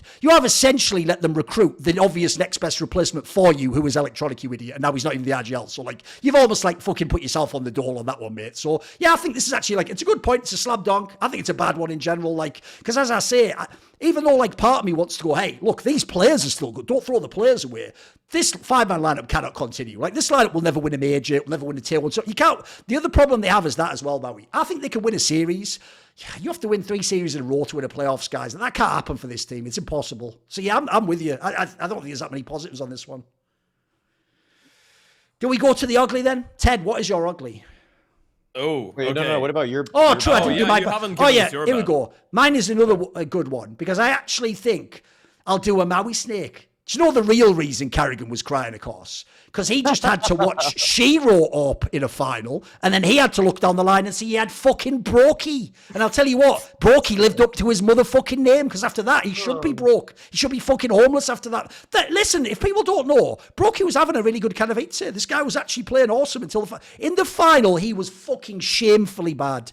Like, no joke, this guy, it was insane. Like, he actually, for real, that's the other reason why, on a more serious note, I actually do sort of think karrigan cried. I think he knows FaZe Clan didn't come and give their best shot, you know. A bunch of them didn't show up. Like, even people like Rain sort of faded after the first match. Like, actually, it was kind of underwhelming. I've got to say, this final was not a great final across the board. Yeah, part of it's cause, you know, inhuman shit was happening on the other side of the server, and you always have to consider that factor. But I think broky, for real, it's rare that I pick one person. But, mate, I don't even need him to be MVP level. If he just turned up sort of like somewhere in between where he was and the MVP level. I think they'd have like won a map here. It could have gotten interesting, but mate, it was killing me. It was actually killing me. The joke is, I even saw him have the AWP a bunch of times and get no kills and just lose it really simply, because I always thought the problem broky has in his game is he is like the modern JW. It's so aggressive and gamble focused that look, it looks hilarious when it's working and he's like no scoping all those guys at the fucking short tunnel on the overpass. It's like, lol, he's free peeking. This shouldn't work. Yeah, but then when he misses, that looks fucking garbage. He's just dead instantly with an AWP. So like, I actually do think this is a rare example of one player like this. The whole final I was waiting for him, mate. I was just waiting for this guy to wake up. I thought it was terrible. Yeah, I think the example that you gave with JW is actually really good. That's the first time I'm thinking of it. I feel like the difference between broky and JW though is the fact that JW was extremely more skilled than everyone else back then. Because like I'm talking early days CSGO. Sure, I feel like JW joins in, and obviously the punishes weren't that big, right? You could afford to miss a couple of shots on the tier 1 level because you're JW, and you're like 3 times more skilled than the rifler on the other side. And maybe if I don't know, maybe if the other team has a good oper, then you're gonna get punished, or if they have a superstar, you're gonna be punished. I don't feel like the margin is that massive right now for you to actually make misses and not get punished. So yeah, I think if you're JW, obviously it was different times of CS. You could afford to try and be a little bit more flashy. You could try and afford to be a bit more BME. I still am a big fan of this, by the way. I must say, I'm not a fan of, boring oping, even though I appreciate calculations and I appreciate smart people. I actually like it when broky goes for something crazy, because I'm like, you know what? This guy is winning trophies. He wants to win the trophies, but he's still making it entertaining, because in the end of the day, it has to be entertaining. But I do agree. I feel like I wouldn't go as far as to say that he's shit, as a lot of people. I'm just seeing a lot of people just call him straight up shit. I don't think he's garbage. I think for me, he's just maybe the most awkward oper to actually describe, because like throughout my entire life, I think the opers are the players that I've been, opers and IGLs and coaches are the 3 roles in the team I've been the most interested in throughout my entire life. I can give a pretty good opinion on, I think, every single oper, maybe from the top 75, maybe some teams that are even over that. I can't really give that deep of an opinion on broky, because I don't understand why things are happening with him. Because on one day, it feels like, first of all, he never struck me a couple of years back. He never struck me as an elite level oper. He just struck me as a really good oper, but I was never looking at him and seeing what I'm seeing, for example, what I was seeing in Shiro when he was growing up. I'm not even speaking about people. I'm not even mentioning people like Simple or Zywoo on the AVP, not as players in general, but on the OP. He never struck me like a player like that, but throughout the last couple of years, I actually feel like he's just had too many great, like, show-stopping performances for me to ignore it and be like, okay, this guy isn't an elite level oper. He obviously is an elite oper. But again, as you said, for me, it's just shocking how for him it's just night and day, because he has one of the greatest tournaments that he can have up until the grand final. And then at the grand final, when you're the AVP, Peeker's advantage has been reduced. So I'm thinking, you know what? Maybe he is the guy that can actually deny donk from some of those plays, because he doesn't really give a damn about a lot of things, right? He's got a lot of confidence. He can try and BM you. He's not going to get tilted that easily early on. So I'm like, you know what? He might be the perfect oper to play against him after Jame. But that's a completely different point. I just enjoy watching Jame play against donk. It's hilarious. But I don't actually know how I feel about broky. I feel like for me, I don't want to say. By the way, my bad point is just specifically him in the final, essentially. Yeah. Okay. Yeah. Well, that was. I think he's a really good player, but I think he just didn't turn up to that final. Yeah. It's just really awkward because he has those moments every now and then, right? Sure. When in a big moment he just goes missing. But I do think he's an elite level oper as well. I do think he's really good. But yeah, I have no explanation on why that's happened. Maybe, I don't know. Maybe he just didn't believe what was going on in the server. Maybe he was just like, you know what, this kid is running around and just destroying me. What can I do? I have no idea, because through my eyes, I expected, as you said, at least a middle performance from him during the final. But yeah, it was just maybe it was just a terrible day for him. Who knows? I feel like with broky, it is. I mean, he is just like a high variance player in general. I think that's kind of like how I would sum it up. He's just, yeah, he's willing to do a lot in terms of risks and everything like that, and he doesn't really seem like he minds doing something that's out of the box, which I actually think is usually one of his strengths, actually, that he pushes the envelope more than a lot of uppers. For the finals, Yeah, Nuke. I don't even think he had the op like at all. He got no kills with it on that map. I think he had like 1 or 2 rounds with it, and he died instantly or something. I think so. like Yes. That. Yeah. Okay. Yeah, and then on Mirage, I feel like it's kind of hard to like say like with like the pressure moment, I suppose. Like I've seen broky come up big in big moments before, so I'm not really like nailing it down to him. I think this is kind of like what differentiates somebody like an all-time great opper or something like that to somebody that's a little bit more just very good, and one that we like will go down and like history will smile upon him, but it's not going to be one that's just like we're not gonna like run through the streets singing broky's name anytime soon. That's just the fact of the matter. I felt like he was much more impressive with the rifle, and even on pistol rounds I feel like he did better than with the op. So yeah, I mean I don't really know where else to go with this other than just like he probably did not have the easiest game for himself. I feel like I don't know. I don't like other than that, like it is one series for me. Other than that, like yeah, broky had a really good tournament, so I'm not really ringing the alarm bells. I think I just like I'm throughout what he did at Katowice, I'm not really upset about it, other than literally one series, and I'm not gonna say it's forgivable entirely. Like you'd want him to perform better, but this is it's like that's just where I fall with broky, where it's like he's only sometimes the guy where I'm like, oh yeah, this is why. Like when I see FaZe, he's not like necessarily always the win condition for me. I see the team and I'm more like the calls from karrigan, the late round clutches from Rops, and also now frozen and Rain can sometimes be like such a great point man, and then frozen can be such a just picks up like the scraps in the middle. What I would say is this, like, it was my bad point. My bad point is he didn't turn up in the final, hence the final was shit. Like, that could have been one of the greatest finals ever. You guys are answering, like, is broky a good player or not? Like, what? Like, okay, that's, I mean, no one asked that, but all right, you can do that if you want. By the way, everyone can have a bad game as well. I'm not saying quite from FaZe. My point is this. By the way, if syrsoN and donk turned up and that was shit in that final, we'd all be calling them out right now saying, you didn't do it on LAN. Hey, watch out, LAN's a different game, you know. Well, then I've got to do that to someone who's won a major too. Like, it's not like he's just allowed to go, here you go, donk, have the fucking IEM trophy. He's supposed to go, no, you have to fucking take it from me. The joke is I'm the veteran. I'm supposed to be the one balling on LAN, right? Okay, Ted, what is your ugly point?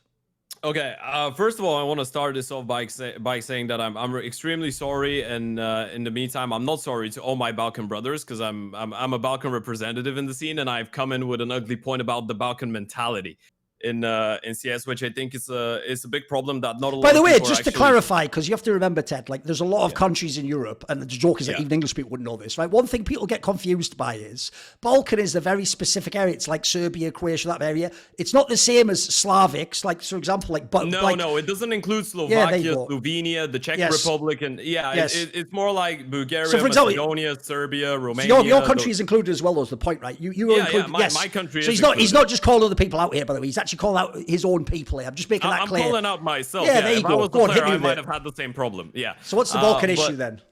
Okay, then I'm gonna start it off like this. I think it was in some of the last like 1 or 2 episodes you had a conversation about the Brazilian scene and the problem that they have no support players and everyone's aggressive, everyone wants to be a star, everyone wants to be a rifler, an IGL and stuff like that. So the Balkan issue, I feel like has something to do with it, but it's a little bit different in its own way. The Balkan issue, and I've discussed that with a lot of people, I think the most profitable conversation in terms of outcome that I've had on this topic was with the ex-analyst for Gamer Legion, who was their analyst. It was Monster, the Romanian guy. He was analyst when they made the finals. We had a really good conversation about this actually a couple months ago. I feel like the Balkan scene is really good at producing individually extremely skilled players and has a lot to do like with just creating good players in general. It has a lot of similarities with the CAS region, for example. And that's the reason that for me it's an ugly point, because I see the Balkans as a region that could produce some of the best players and some of the best teams in the world. But then the main issue that we have, and this is where I can give the Brazilian scene as an example.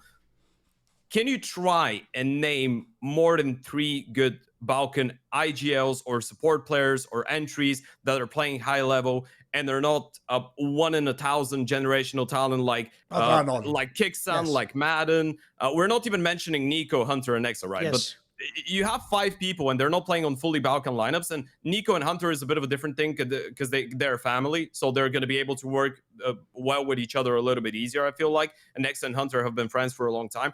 I feel like one of the main things for the Balkan scene is historically we haven't been good at creating teams. We haven't been good at building up teams, at building up IGLs, support players, coaches. A lot of the times you're going to look at the coaches. Most of the coaches that are coaching Balkan teams and our Balkan coaches in general, they weren't as successful players, right? You're not going to see the Neos and Tazes of the Polish scene going coaches. You're not going to see people like, for example, Spy Leader now is gone, who is one of the best Bulgarian IGLs. You look at some of the IGLs that are coaching some of the best Balkan teams right now. You have BTN, who's been doing that for 20 years. You don't have any young Romanian IGLs doing it. You look at the Serbian scene. I'd say one of the best coaches, assistant coaches, like young guy going into it is Feed, who's an assistant coach for Sprout right now. He wasn't a player. You have Emi and Letny, who have been around for 20 plus years, and still it feels like a project is not going to really succeed if they're not involved in it in Serbia. And we have the same problem here in Bulgaria as well. I mean, outside of Bobo, who's now trying to transition to a coach, we have Tohio, who didn't really used to be that successful of a player either. And I feel like this is a big issue because this scene has a lot of raw power, a lot of raw talent, but it just doesn't have, I feel like, the mentality to build up good teams. Obviously, a big factor is that we don't have organizations as well, right? This is one of the big differences between the CAS and the Balkans, because in the CAS you have a lot of organizations, you had a lot of IGLs that, because of the existence of those organizations, have played for a little bit longer, maybe have taken the game a little bit more seriously, and they're trying to teach younger people what to do. We have a couple of IGLs that have been recycled for, and they're still getting recycled for the last couple of years. I mean, even look at Bloody Eternal Fire. They're probably playing their best CS up to this date. Sure. And I'd say that this Eternal Fire lineup I actually like more than the Space Soldiers one of a couple of years back. Yeah. And they're using Major, who was the IGO of that previous lineup. Major's been an IGO for the last 15 years, maybe. And you tried it with Woxic, you tried it with Zantaris. It didn't work. And I feel like maybe one of the things that I hate as well about this, because it's a big mentality thing, and I can honestly stay here and talk for 40, 50 minutes only on that topic, is it's the thing that I do maybe the most, or at least a lot, because I'm surrounded by it. But it kind of forces players like Ships, for example. You mentioned him. I'm going to mention him again. It kind of forces players like Ships to be like, okay, you know what? I'm not born to be an IGL, because for me, and that might be a little bit of a hot take, I think Ships has the raw potential and talent to play tier 1 CS. I'm not sure if he's very skilled. Yeah, he looked very exactly, and he still is. I think he's one of the smartest players I've ever watched outside of tier 1, outside of solidified tier 1 people. I think he's extremely smart. And then you're forcing a guy like this because he wants to play with Bulgarians, and for whatever reason, this is his job, it's not mine. But you're forcing a guy like this to kind of transition into an IGL because he's playing in this team, and he's like, okay, I don't really feel like I can give respect to anyone from my region who's IGLing. I know the game better, even though I'm not an IGL. I don't want to listen to those guys. And this is a massive issue. And obviously, why he's thinking that is the other issue. And this is the last point I'm actually going to make. I feel like Balkan players just realize how big of a skill ceiling they have, and I feel like that makes ego a big issue. Because looking at the younger generation, and I've had that chance to actually interview a couple, young Danish players in the last couple weeks, Scandinavian guys. The big difference that I'm seeing in the mindset of those guys compared to the young Bulgarian people, I feel like they're a lot more willing to actually learn and listen to people. Even if the person talking to them is not a 5-time major winner, right? They would still listen. They would still be like, you know what? I realize I'm 16. I realize I'm 17. I might be able to shoot a couple heads, but that's not going to take me too far if I don't have the right mindset, if I don't listen, if I don't do what the team needs me to. And I feel like this is something that actually the Balkan scene really suffers from, because first of all, there's not a lot of people that are willing to actually try and teach those young guys what to do. And second of all, because the youngsters are simply just too impudent maybe to actually listen to those guys, even if they're trying to explain that. So yeah, I think this is a big issue. The way to maybe fix it is if some of the more successful Balkan players, when they retire, come back to their countries and try and actually build something up from scratch, so that fans don't have to turn coaches and try and coach. But yeah, this is my ugly take. Hold on, Maui. What's your hot take on the Balkan region? I feel like this is a topic that I'm just really out of my It's all depth good. on. I'd make it Yeah, abstract, then maybe give some abstract thoughts about why you think people don't develop roles or whatever, you know? Sure. In general, like, I mean, the only Balkan in-game leader I feel like I'm aware of right now is Synopsy from Guild Eagles. Like, I don't really know. I guess if you include Major from. Oh yeah, Eternal I wanted Fire to also. say Guild Eagles are a massive anomaly. I have no idea how this is working out, but yeah, congrats to them because they're a massive anomaly for our region, I think. Okay, so like that's practically it. I mean, there were more teams from that region. I feel like a while ago, but like I'm not really too like the Bulgarian scene in particular. I remember had a couple teams that I would notice punching up sometimes in tier 2, but like I think it kind of sounds like everything you're describing reminds me a lot of like, say, the Brazilian scene or say the North American scene, or basically anywhere where there isn't a clear lineage of in-game leaders, where people are like there's just no one really that has the reps. And like, sure, there's one thing to be said about like players not taking instruction from anybody, period, and then there's another where it's like they need it to be like a 5-time major winner.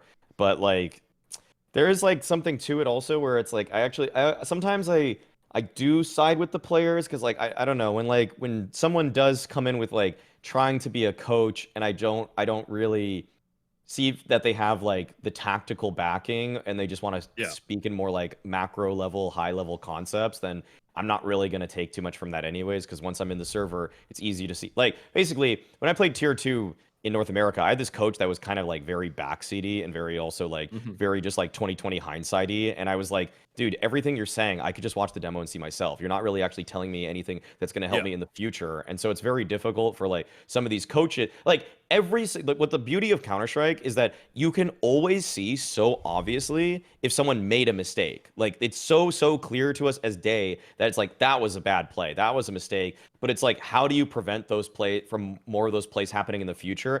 And there are, simply put, not many people in the world that are good at doing that. If there were, well, then the level of Counter-Strike we would be watching day in, day out would be at a much higher level. But frankly put, when you're in the moment where you have to worry about your mechanics to like 70%, and then you have to think about your positioning and macro elements to a 30% degree, like you're gonna that 30% of what you're thinking about in terms of like the macro picture, it generally just falls out the window. That's why you see people like broky just make ridiculous ass plays, but his mechanics are better than, he's in the 98th percentile of people in tier 1 for mechanics. So like you kind of forgive him sometimes for the macro stuff.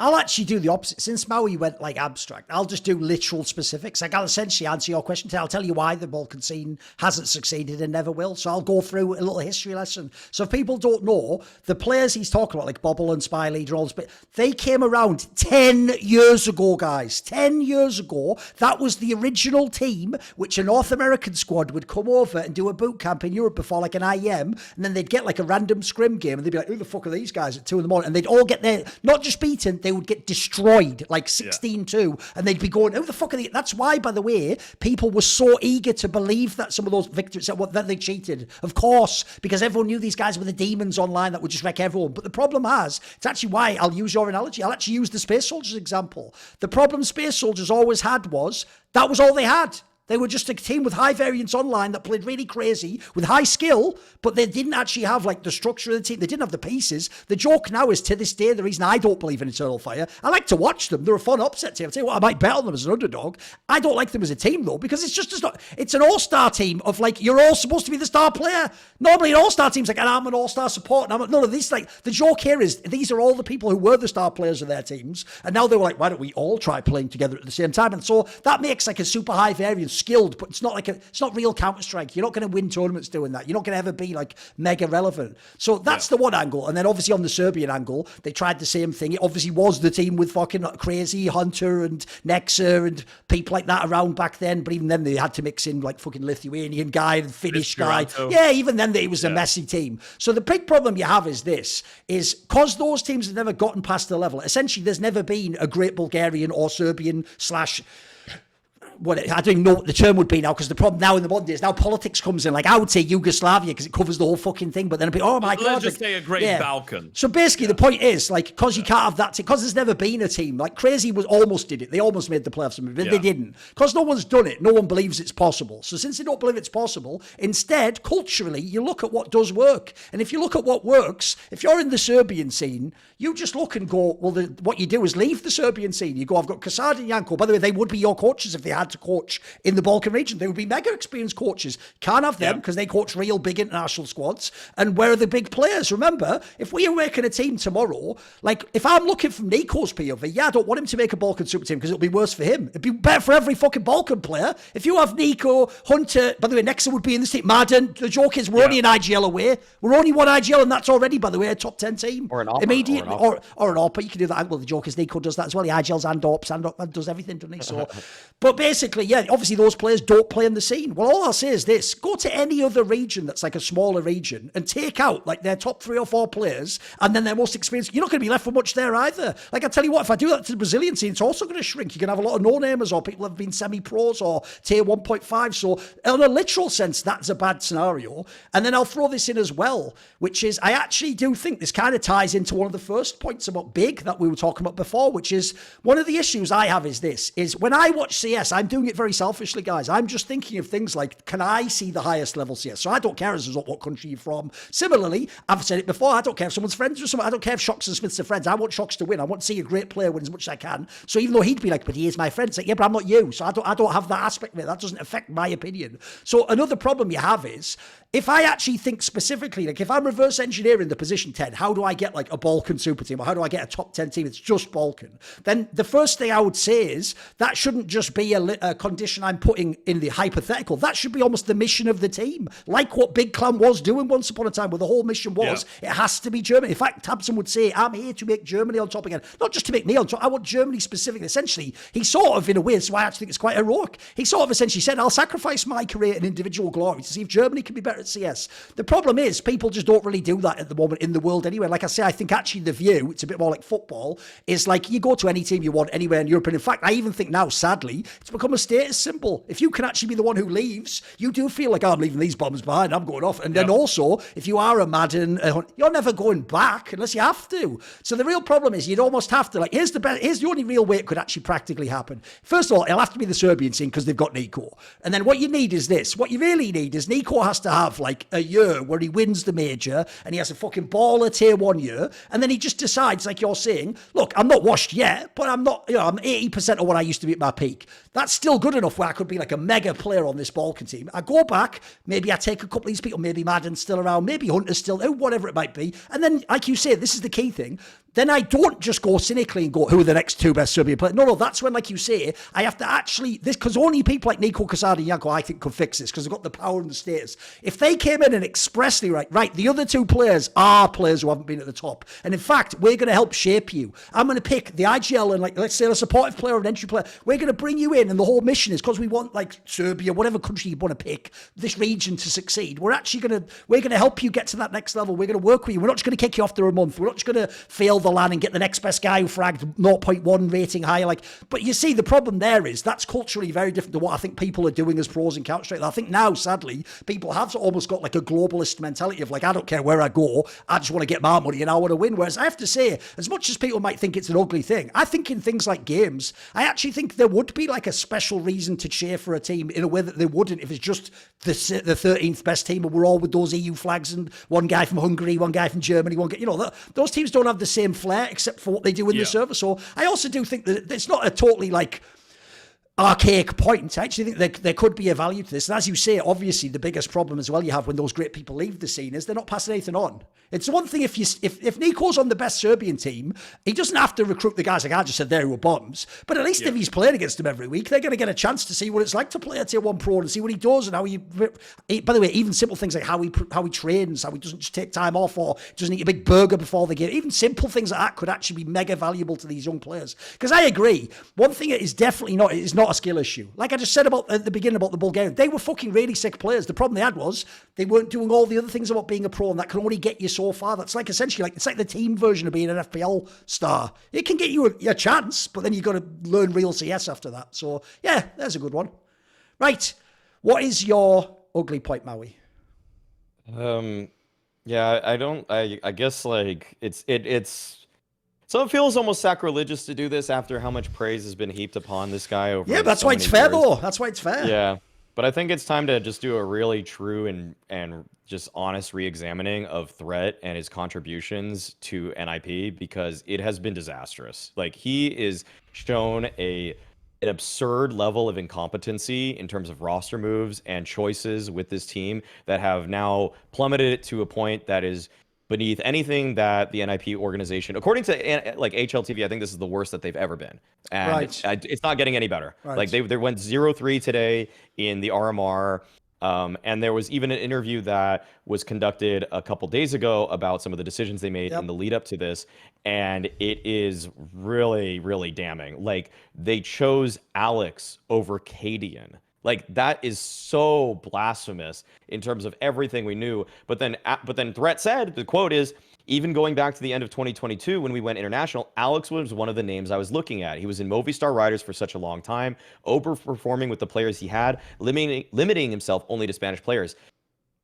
I feel like when we're looking at this, and the thing is that I brought up NiP actually on the last Snake and Banter as my bad point, and now it's just become ugly because now it's just so obvious that Threat has actually been the problem here. Threat has actually literally just hamstrung this team with bad decision after bad decision. On another thing, they said that there was a choice between who were they kicking, Config or Brolin, and they benched Brolin. Like, this is two bad moves in a row for them. Like, you could have had karrigan, you could have had Brolin.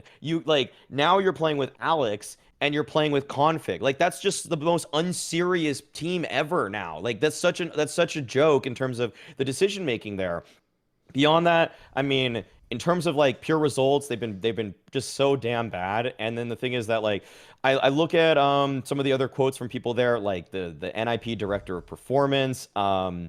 They say that he says, if the effect we want is just to be in the best position to continue building in 6 months or 1 year, I don't think age matters that much. I mean, that was part of the reason they picked.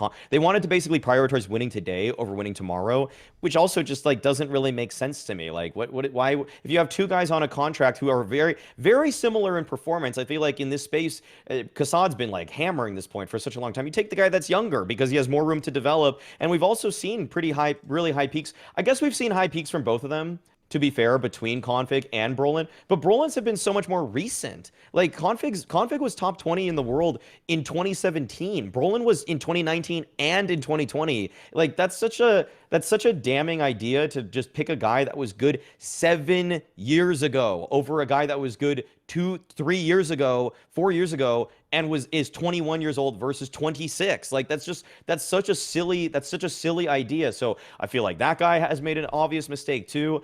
And I feel like when I look at the quote from Threat about like what was the problem with this team, he cites leadership. He said, like, when he said, I'm going to make some changes in this team and I'm looking at leadership, it's like, I'm not sure if he was responsible necessarily for Hampus over Alexi B, but if he was, that was entirely damning. I did think that Threat came in kind of after that decision was already made, but like, come on, like, Hampus wasn't really the problem with this team in my opinion. It's literally the personnel, the players on the team. Like, when I've seen like Hampus had improved as an in-game leader, obviously, like, okay, look at all these players and look at what they're kind of going, what greener pastures they're on now in some way, like, or what could have been basically. And you look at Hampus is a bad example because he just jumped into a bleed project that has just started, and you can't really, it's a little bit early to grade that one.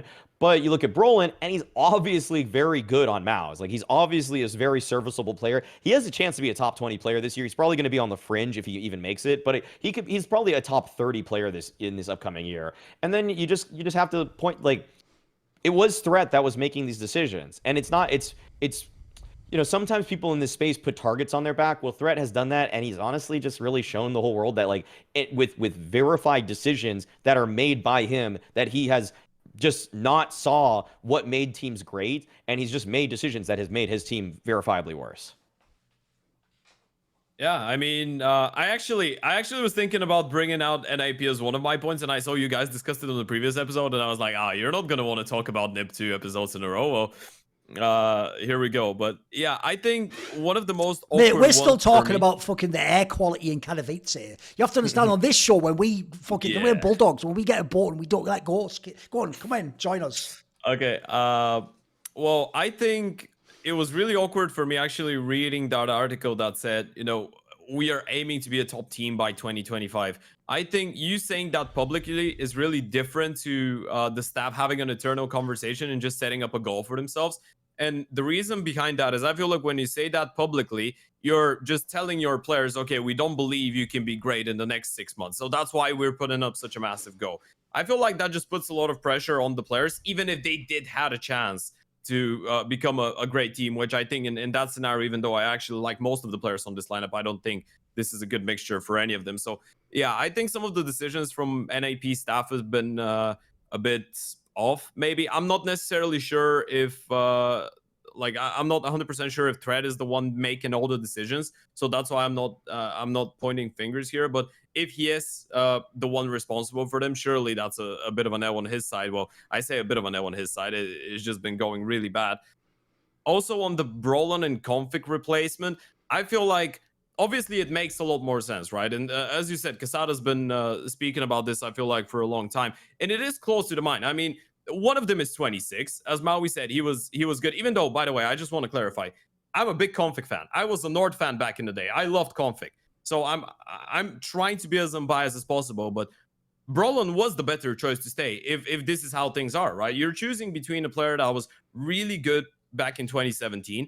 I still feel like config individually, mechanically wise, is great, but I do feel like he just needs, and I don't want to say that because it's going to make it sound like Alex or Hampus did something wrong. I just feel like he just needs a stronger voice in terms of an IGL for him to be able to actually show his potential. And again, he's going to be probably, best case scenario, the second best rifler on the team. I'm not saying player because obviously you're going to have the Oper. He's going to be the second best rifler if he has a hyper managing IGL that's going to be able to actually use his firepower. But if you got to choose between Brolin, who's 21, and config, who's 26, and Brolin obviously wasn't feeling happy in this team. Well, I guess you could say that no one is really feeling too happy, but obviously you go for Brolin, right? I mean, look at what Vitality did. They replaced dupreeh, and it's not the same scenario. They had just won a major. dupreeh was still playing extremely well. They replaced him for Flames because they're trying to invest in their future, right? So it kind of feels awkward for me to pick to remove Brolin. Obviously, it's a lot easier to make that point now when we've seen that Brolin is actually still really good when he's playing on mouse, right? Because no one actually knew that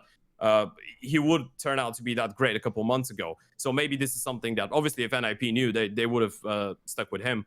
But yeah, I feel like it's just a mess. It's just a mess what's going on there. As Maui said, if Thread is the one making all the decisions there, then something massively has to change. And I'm a little bit unhappy because I feel like I like most of the players on the team, but this mixture, I think it's well over its expiration date.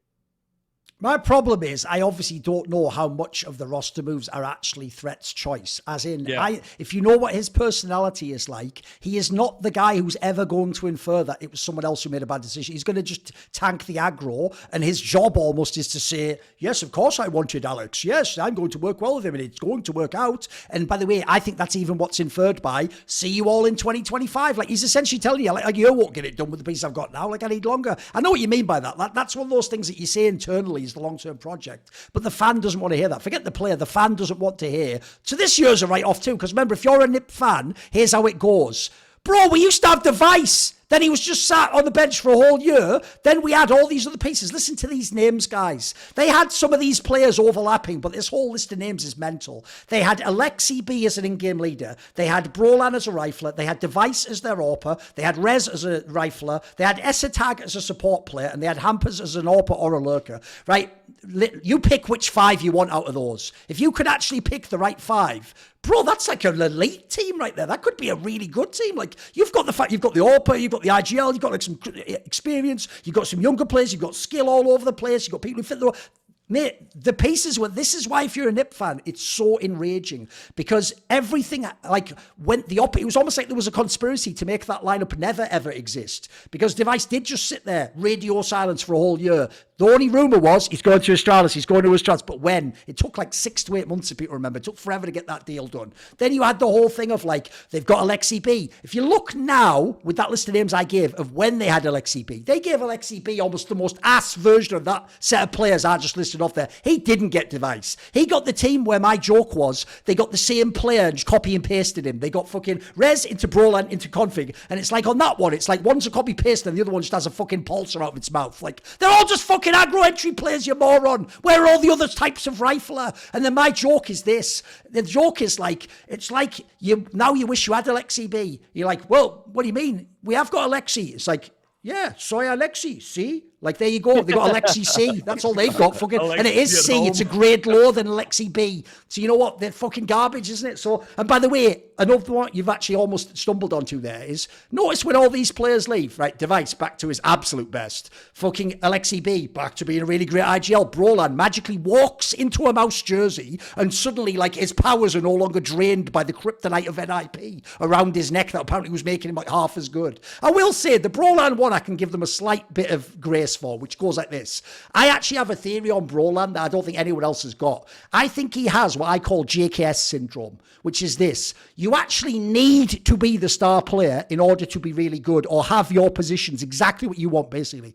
But you do not have the temperament to ask for those things or to demand them. Sometimes by the way, every star player gets called a diva at some point by one teammate or another. Because eventually what I'm basically saying is this. Look, since I'm better than you, give me what I need and what you maybe want, you have to give up to make me better, but collectively it will make us as a team better. They don't say it like I just said it there, like reasonable. They just sort of say, your shit, give me that. So they all get it. But I'll tell you what, that if you notice, it's why when you hear all these stories about Zemu, he does sound like an alien. The idea he's got that skill level, but then he doesn't have this like desire to carry it.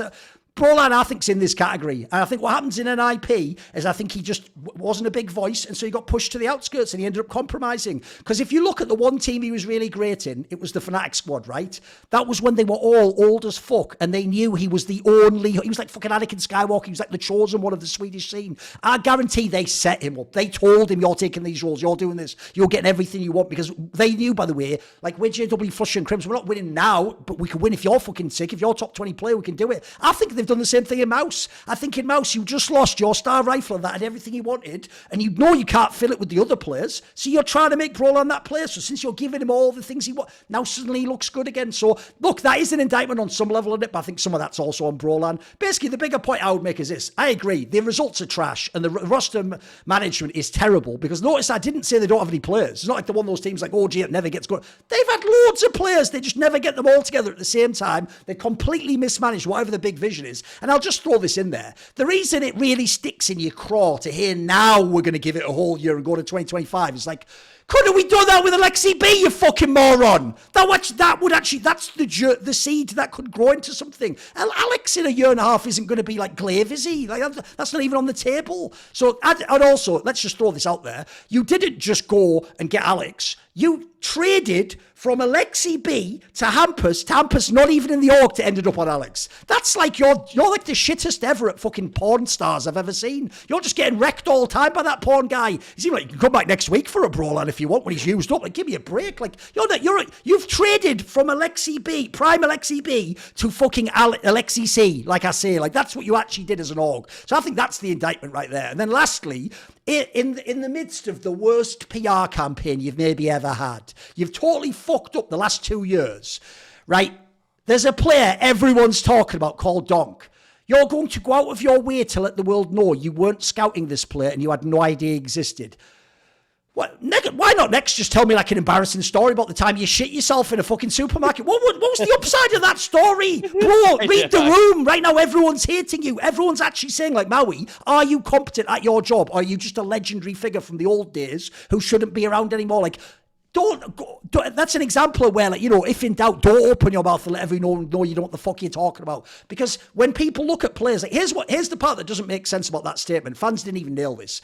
Is how could you know who Alex is but not Donk? That's the problem I have. It's because you're implying you didn't just watch him at IEM Katowice and Movistar. You scouted him. Then how did you not scout people like Donk? Because the obvious question here, right, and this is the last point I'll make is, notice I didn't mention on that fire list of names fucking head trick. I don't even think Head Trick is bad, but in the context that he was bought for like half of Monacy, I mean, I've made this point before. That is the most insane fucking like highway robbery I've seen from any org. Because, like I say, you can almost trip over in Ukraine or Russia and find a sick tier 1 op prospect, and instead they literally had someone like take a bunch of fucking old sausages and bacon, Maui, and a bunch of like potatoes, and by putting a chicken skin round it, they made look how succulent this big turkey is. It's a lovely fucking, look at this butter boy. Yeah, get in there. And then when you carve into it, this is just all fucking bits together. It's not even an op, you idiots. You paid half of Monacy's money for someone pretending to be The joke is he may as well have had a Monacy mask on. It was crazy. And so the problem is at the end, he's actually an okay player, but he isn't the star op that you paid for. You paid for the player to replace Device. And so if you look, it is basically top to... Here's what's weird. The reason it has to be incompetence, Maui, is because the pieces are there, like I'm saying. They're not working with nothing. Like, the joke is they've got a way better set of players than Big that I'm talking about. But think how Big puts together coherent rosters. They figure out the roles. They've actually improved over time. So yeah, I agree. Just a big L from top to bottom of the fucking nipple. I don't think there's any positive aspect about this. Even though I'm a threat fan, like I actually low-key hope what I said's true, and that's not just coping, that he's just having to be the public face and sort of take the whipping. Because if he did make these choices, then yeah, you can't be in this team, mate. Like this will never be an elite team again. And the worst thing is, like I say, if you look at those trades they made, they managed to make trades where you're the one getting the bad side of the trade. And so suddenly you have a roster where it's like, here's the joke. If you took the name NiP off, this could just be an OG roster. This is just like some whatever tier 2 fucking mixed EU roster, right? Like, why couldn't this roster have just been TSM's roster? Same sort of stupid sort of who gives a shit. It's sort of give it a try, I guess, team. So I don't get it at all, mate. I think it's a terribly bad team. And like I said, I'll always come back to that. I don't know who thought Rez, Config, and Brawlhand the same team would all work. I don't know who you thought was going to give up what role and what other role they were going to do. Right, there's one last point, and I actually think this is a banger. Because I noticed there was a couple of people actually did also get a similar take, but I'm going to make it this way.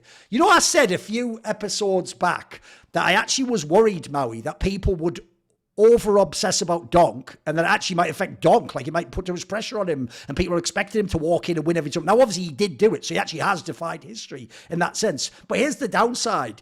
Because he was having not only eye tests, but stats-wise, these impossible series where he's breaking numbers, and he's never letting up, and it's keeping going, and he's never had a map below 1.2 and all this shit that everyone's on about. I think the saddest part about it all goes like this. Bro, I would get if we only talked about Donk, if they'd lost that semi-final and he just fragged out and they lost. Am I missing that, like, Team Spirit won the event?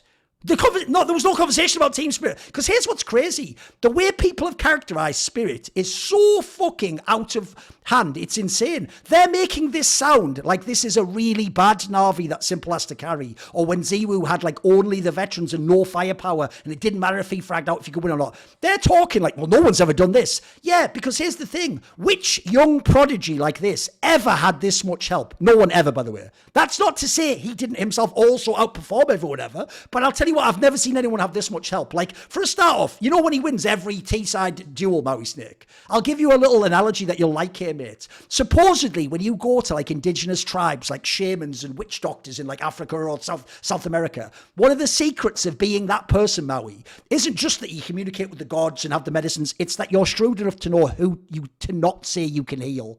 You don't just say to everyone, oh, heal them all. If you see the guy where it's like Loki, fuck, he looks like he's almost on death's door. You just say something like, oh, it's too far gone. His spirit has already moved on to, because you know that your shit won't work on him. Like, there's not even a chance you could fluke it, right? The analogy in this particular case is a similar one. It's like when people look at these teams, like, guys, this isn't a guy who was on his own with no help. Like, first of all, he doesn't just take every entry duel. I've noticed, mate, when the fucking sick off-angle AWPers are on the corner, he ain't the first one going round. He is either someone's jumping round like old school Apex, so he can trade, which works, but that's how you should play. And I'll tell you another thing, he doesn't go in dry. I'll tell you what, I'll even give credit to Yakindar. This isn't even what Yakindar on VP was. This guy is set up with flashes religiously. Like, he's actually, by the way, I would say the number one lesson comparison of this team isn't you have to have donk. It's broad. Do you know how many aggressive riflers could use a fucking setup like this? They use teammates to set him up. They use flashes to set him up. Like, it's actually one of the shrewdest platforms I've ever seen created for like a super stud player. Like, if you notice, most of those other players are sort of expected to do this, that, the other, and all these extreme things. I actually have never seen anyone almost like gilded into this position. And then lastly, let's not just throw this out there for no reason. He did have fucking Shiro with him as well. A guy with no overlap who's fragging. By the way, go look. Shiro had MVP numbers at a normal tournament. That would be the MVP of the tournament if Donk didn't do all that. So essentially, my ugly point, no, it's not bad, it's not good. It's just the characterization. Because I think people who only looked on Twitter or saw the big results would think this was like, there's a Donk guy. The rest are all shitters. And what, by the way, notice I didn't even in the list of things get to mention that like Zontix fucked around with like a 1.16 rating and never dropped off in the final. Like, bro, this is not like a the joke is it might actually end up being the GOAT player, but this team's actually fucking good, guys. I give credit. Like, they didn't win just because Donk went crazy. Like, I actually think for real, Donk could have had like a 1.3 and they still would have won the tournament. Like, that's the real reason they were blowing everyone out the server. It's why actually, like I say, that's the real reason I think karrigan cried. It wasn't just that Donk's too good. It's not like the way they played that tournament, it looked like no one could have beaten them. Everything was amazing for that squad that won off. What do you guys think of this? I actually agree completely. I feel like it's a really good analogy with what people were thinking about. For example, let's say 2019 Simple when he was on Na'Vi, right? I feel like a lot of people are treating it like that. And actually something that I've noticed, the people that are not treating it like that are the people that are, let's say, ECA up to intermediate people that have played against Team Spirit Academy. Right. And all of the other guys Sure. like that. Because I had the chance to talk about Spirit to some of those guys. And you know, I've had all of those guys come to me and be like, you know what? Donk is absolutely insane. But Zontix is fucking crack. Art Frost is on another level. So obviously we're not going to bring in Art Frost because you get replaced by Shiro, but this is not because you are doing a bad job. Art Frost is still for me a fucking phenomenal oper. But yeah, Spirit as a team is just great. I mean, you did bring in a really good point. The fact that Donk is getting a lot of the opening kills doesn't actually mean that he's initiating into the fight itself, right? There's, I think, one of the really good examples is people can actually look at the amount of times that I found that quite funny. Chopper has always been, I think, a really good player at opening up space for his team. He's always been that type of an IGL that can run in first and just set up everyone up. The amount of highlights that Donk has of like triple opening kill when Chopper is just jumping in front of him. Yes. And they're just running, they're just going ring around the rosy around each other. It's really hard to actually explain. It's almost like you're looking at a funny compilation of CS. But Chopper is just running, and then Donk is just dancing around singing that Spanish song with the compilation around him and just headshotting people. Which obviously Donk is a great player. Like obviously he's really skilled. Everyone can see that. But I completely agree with you. I feel like on a different team that wouldn't have worked out. And one thing that I want to mention as well, because I don't want to dig in too deep, because I feel like you already said a lot. I feel like on a different team, I'm not sure if that dynamic would have worked out, because he's got the most humble teammates in the world. I don't think if Shiro really gives a damn if people are giving him individual credit, because he already had that when he was on Gambit Youngsters and Cloud9, and now I feel like he just prefers winning trophies. Zontix for a 21-year-old has really mature, or no, wait, he's 18. I got that wrong. He's 18 or 19. So for that type of a young and unexperienced player, he's got a pretty mature way of, I think, looking at things. Because he comes out and gives an interview and he's like, I don't really care if people are hyping me up. I don't really care if I get the stats, the MVPs, the AVPs. All I care about is winning trophies, which usually is something that you get with older players, I'd say. Then you have Chopper, who I feel like is at the stage of his career. Like, Chopper's always been a guy that sacrifices himself for the team. He's the IGO. He just wants to win. And then you have Magix, who I think as well doesn't strike me as a guy with a big ego. So I feel like he's got a lot of players that are simultaneously extremely skilled and extremely powerful, and they can put up star numbers themselves.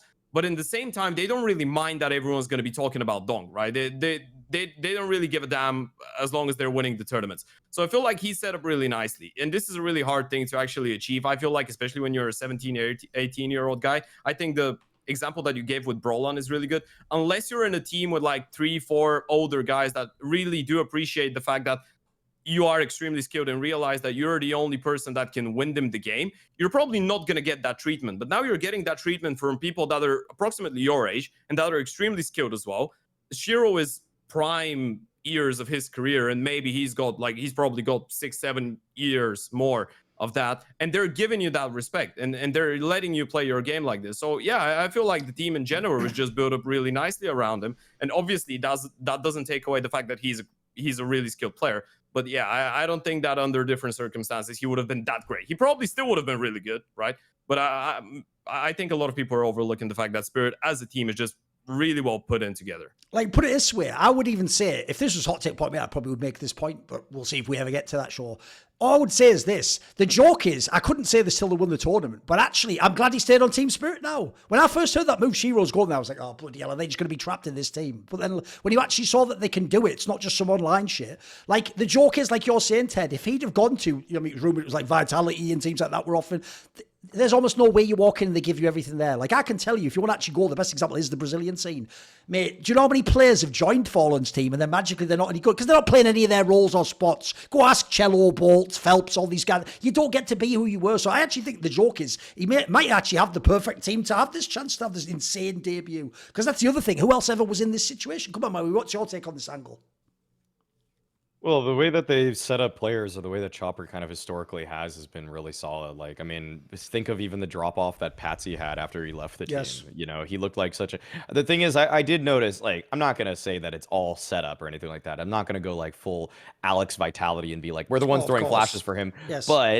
But the thing is that actually of 3 of the players on Spirit, they had the 3 highest flash assists per round, or in the top 14. Yes. Like Magix, Chopper, and Shiro all. If you look at flash assists, like of all of Katowice, they're all in the top 14, and Donk's like near the very bottom. Zontix is kind of near the bottom himself. So like, yeah, they know how to use their utility to set up their star player, which is great. And you would hope that's how most teams would structure themselves.